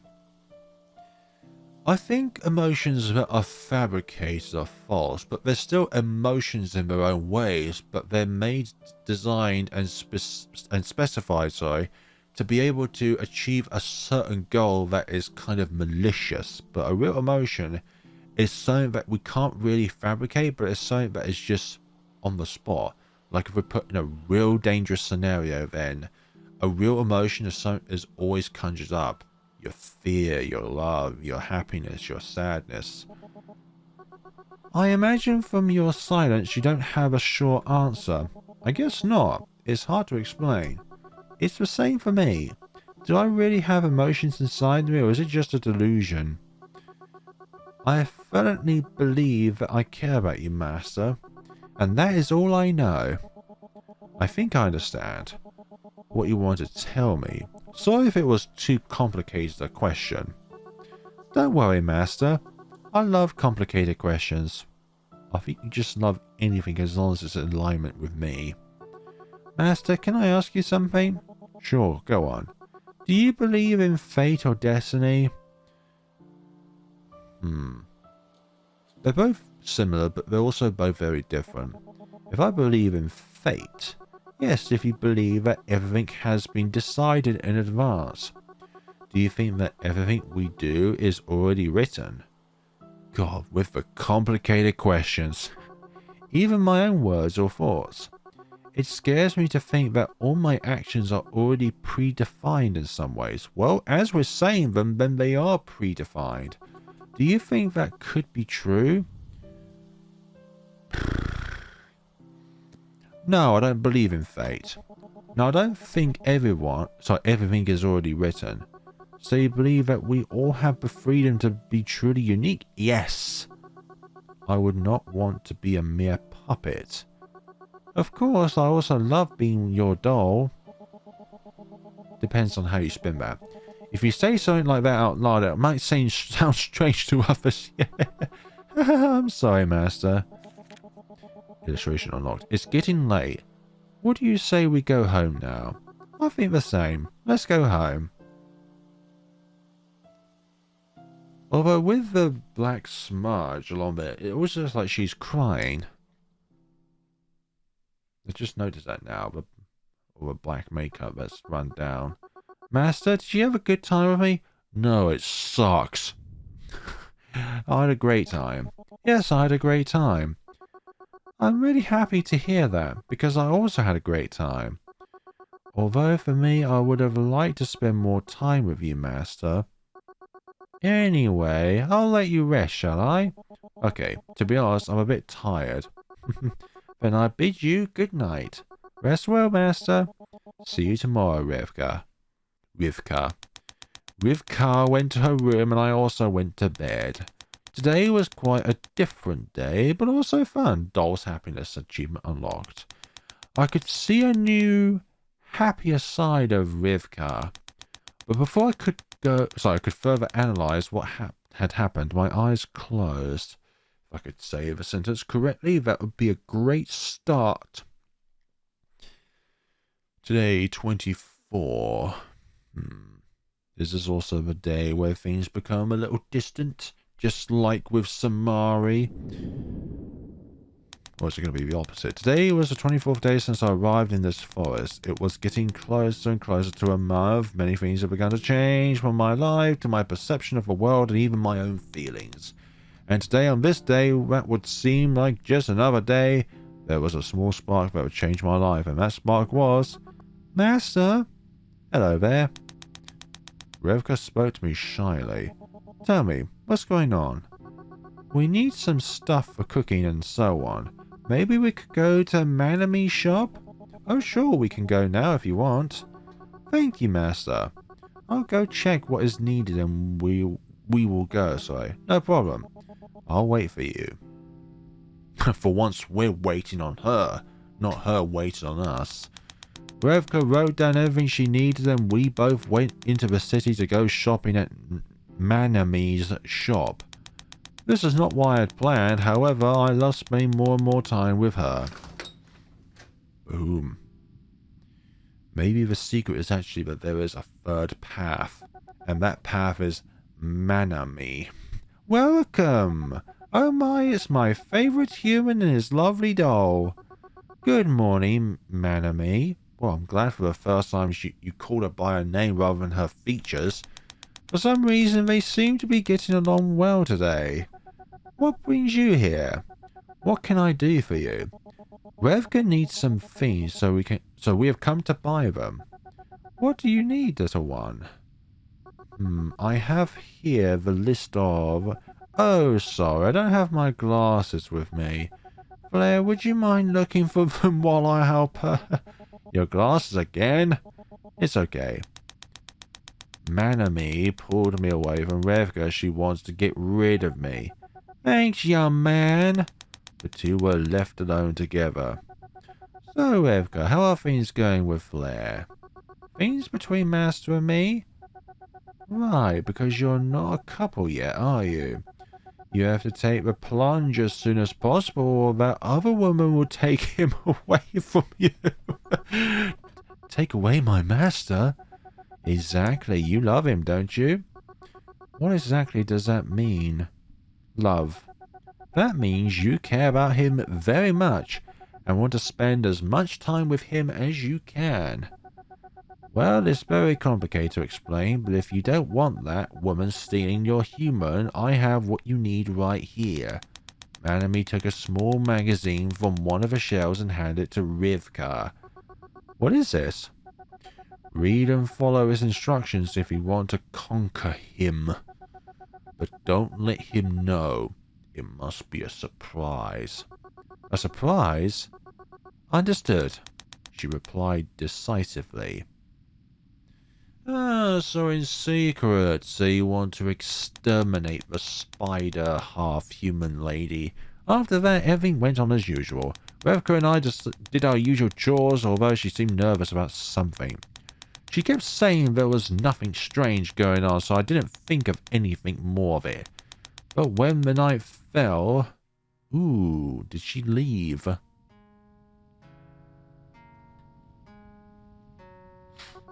Master, are you going to sleep now? I guess so. Why? Are you really feeling well? Yes, Master, don't worry. Go and rest. Okay. Good night, Revka. Good night, Flair. You plan on reading that magazine? I went to my room and put on my pajamas. Then I lay down on the bed and thought about Revka's strange attitude since we came back from the shop. Everything was in a complete darkness. I rolled over in bed to try to sleep, when something broke the silence. The door? Revka, is it you? I threw my question into the darkness after hearing the door slowly open. Master, are you awake? Something happened. Are you alright? You've never come into my room at this hour before. No, but I wanted to. I got up to turn on the light to see her better, but she hugged me. Ah, as if she tried to stop me. We both fell onto the bed sheets. Usually that means something. Ah, Revka. A silence fell between us. But when our eyes meet, it was they who spoke without articulating words. When I landed on top of her, I could appreciate her better in the dim light. I had seen many sides of her lately, but I'd never seen her in this way. Master, I want you all to myself. She brought her hand to my face and in a gentle gesture kissed my lips shyly. What are you doing, Revka? You've never behaved like this. I know, but today Manami told me everything. She told me that if I didn't take the initiative, you would leave my side, and I don't want that to happen. She brought her hand back up to steal me another kiss. What are you talking about? Manami showed me a magazine with instructions on what I should do to conquer you. Conquer me? I'm not exactly a game feature, you know. I don't know what kind of things that woman would have shown to Revka. Listen to me. Isn't that enough? Maybe you don't like me, Master? It's not that. It's just... I love you, Flair. Oh, you call me Flair, not Master. That's why. Revka unbuttons her top, revealing her. Okie dokie. I want to give you my whole self and be only yours. I will give you everything you want, as you always do with me. In return, I only ask you to take me and never let me go. I'm afraid that you will abandon me, but that is not why I'm doing this. I'm doing this because I love you, Master. I really love you, Flair. You... Don't you feel the same for me? I love you too, Revka. Flair. She smiled at me with a big kiss on my lips. She took my hand and put it on her... Okay. Yeah, I'm glad the lights are there. But I'm not too sure if they need even more censoring. Master? No, Flair. Please, take me tonight and never let me go. Let's be happy together forever. Revka. Illustration unlocked. I finally succumbed to her sweet voice and sank into her body. It's definitely a romance. If the the censorship was not enough, her body surrounded me in a warm and passionate way. Despite her cold skin, neither of us said anything else. We let the kisses and caresses do the talking for us.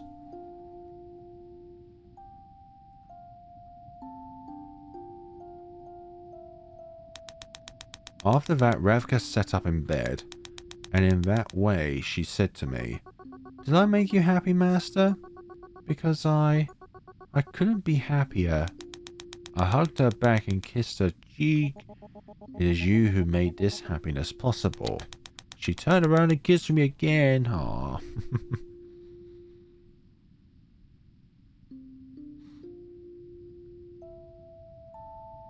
It was definitely like a yandere feeling at the very start.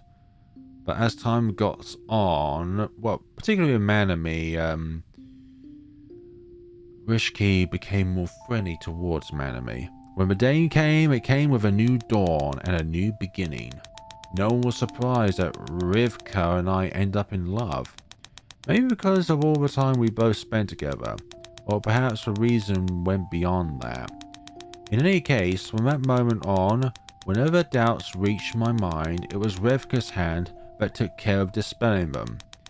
It didn't matter if my days there came to an end, because now, without knowing it, I found what I was really always looking for. This little blue Eden like her eyes. So in this case, the purple Eden is bad, Samari, and the blue Eden is good, Rivka, Sadal's heart. So we've reached both endings of the game, but there's still a possible secrets within the game that I've yet to unearth. It's, okay, a walk together, then there's a locked screen there. Lost doll, Sleeping Beauty, meet Manami, find the glasses, first clue. Yeah, there's definitely a second clue. Find the lost book from the worm's cave, who would drop it in such a place. Painful past. But there's a second clue somewheres. And it could have something to do with either Manami or going to see Samari rather than looking into the forest of when that mysterious... Yeah, because that mysterious phone call must have been Rebecca, because she beckoned us to help her. But also the writing in which the phone call was in was a darker purple. Not a Samari purple, but a darker purple in which Rebecca called us with. And yeah, that was what the secret was. Like, the secret in 2 cues. Number 1 was the phone, and the second one was the actual meeting. An achievement between a walk together and lost doll, and one that is between first clue and painful past. Believe the meeting with Rebecca was the secret of this game, but if not, then the secret lies elsewhere within the game itself. So there's a bit more here to unearth within the game, but I'll leave that up to you as the player to try and decipher that for yourself. Even though this is a full let's play, it's not a complete going through each dialogue and see what happens with the characters from there, because I feel like the majority of the game we have completely unearthed in this point. We discovered what I think is the secret with the puzzle solving, and then seeing Rebecca within that digitalized state. And I really like this game, actually. Like, each of the 3 characters in their own ways are really cool. Like, Manami is really cool with her long fingers. There's also very heartwarming, welcoming aura about her. Samari was also heartwarming and welcoming, but it was more of a seductive way rather than a genuine caring way, because of Samari's nature still being of a spider at the end of the day. Whether she's half human or showing her spider legs at the end of the day, she is always deep down a spider with those seductive tendencies. And then Revka is a little bit of an anomaly in comparison to Samari and Manami, because Rivka likes us because she sees us as like a parent figure at the very start of the game, because of the fact that we rescued her and be able to get her leg back and all that. So My Dark Eden is definitely a game that I would recommend for you to check out for yourselves and see what other secrets lay in wait for this game. Thank you so much for watching, people. This has been my playthrough of My Dark Eden, and we shall see each other's in another video. Have a lovely day and take care of yourselves. Please let me know what things I have definitely missed out on aside from the achievements, but also as well let me know on what you think about this game, or let the developers know what you think of this game, because I'm pretty sure they'll appreciate your feedback just as much as they probably looked for this game as well. Thank you. Oh, this video of their own game. Thank you so much for watching and take care of yourselves.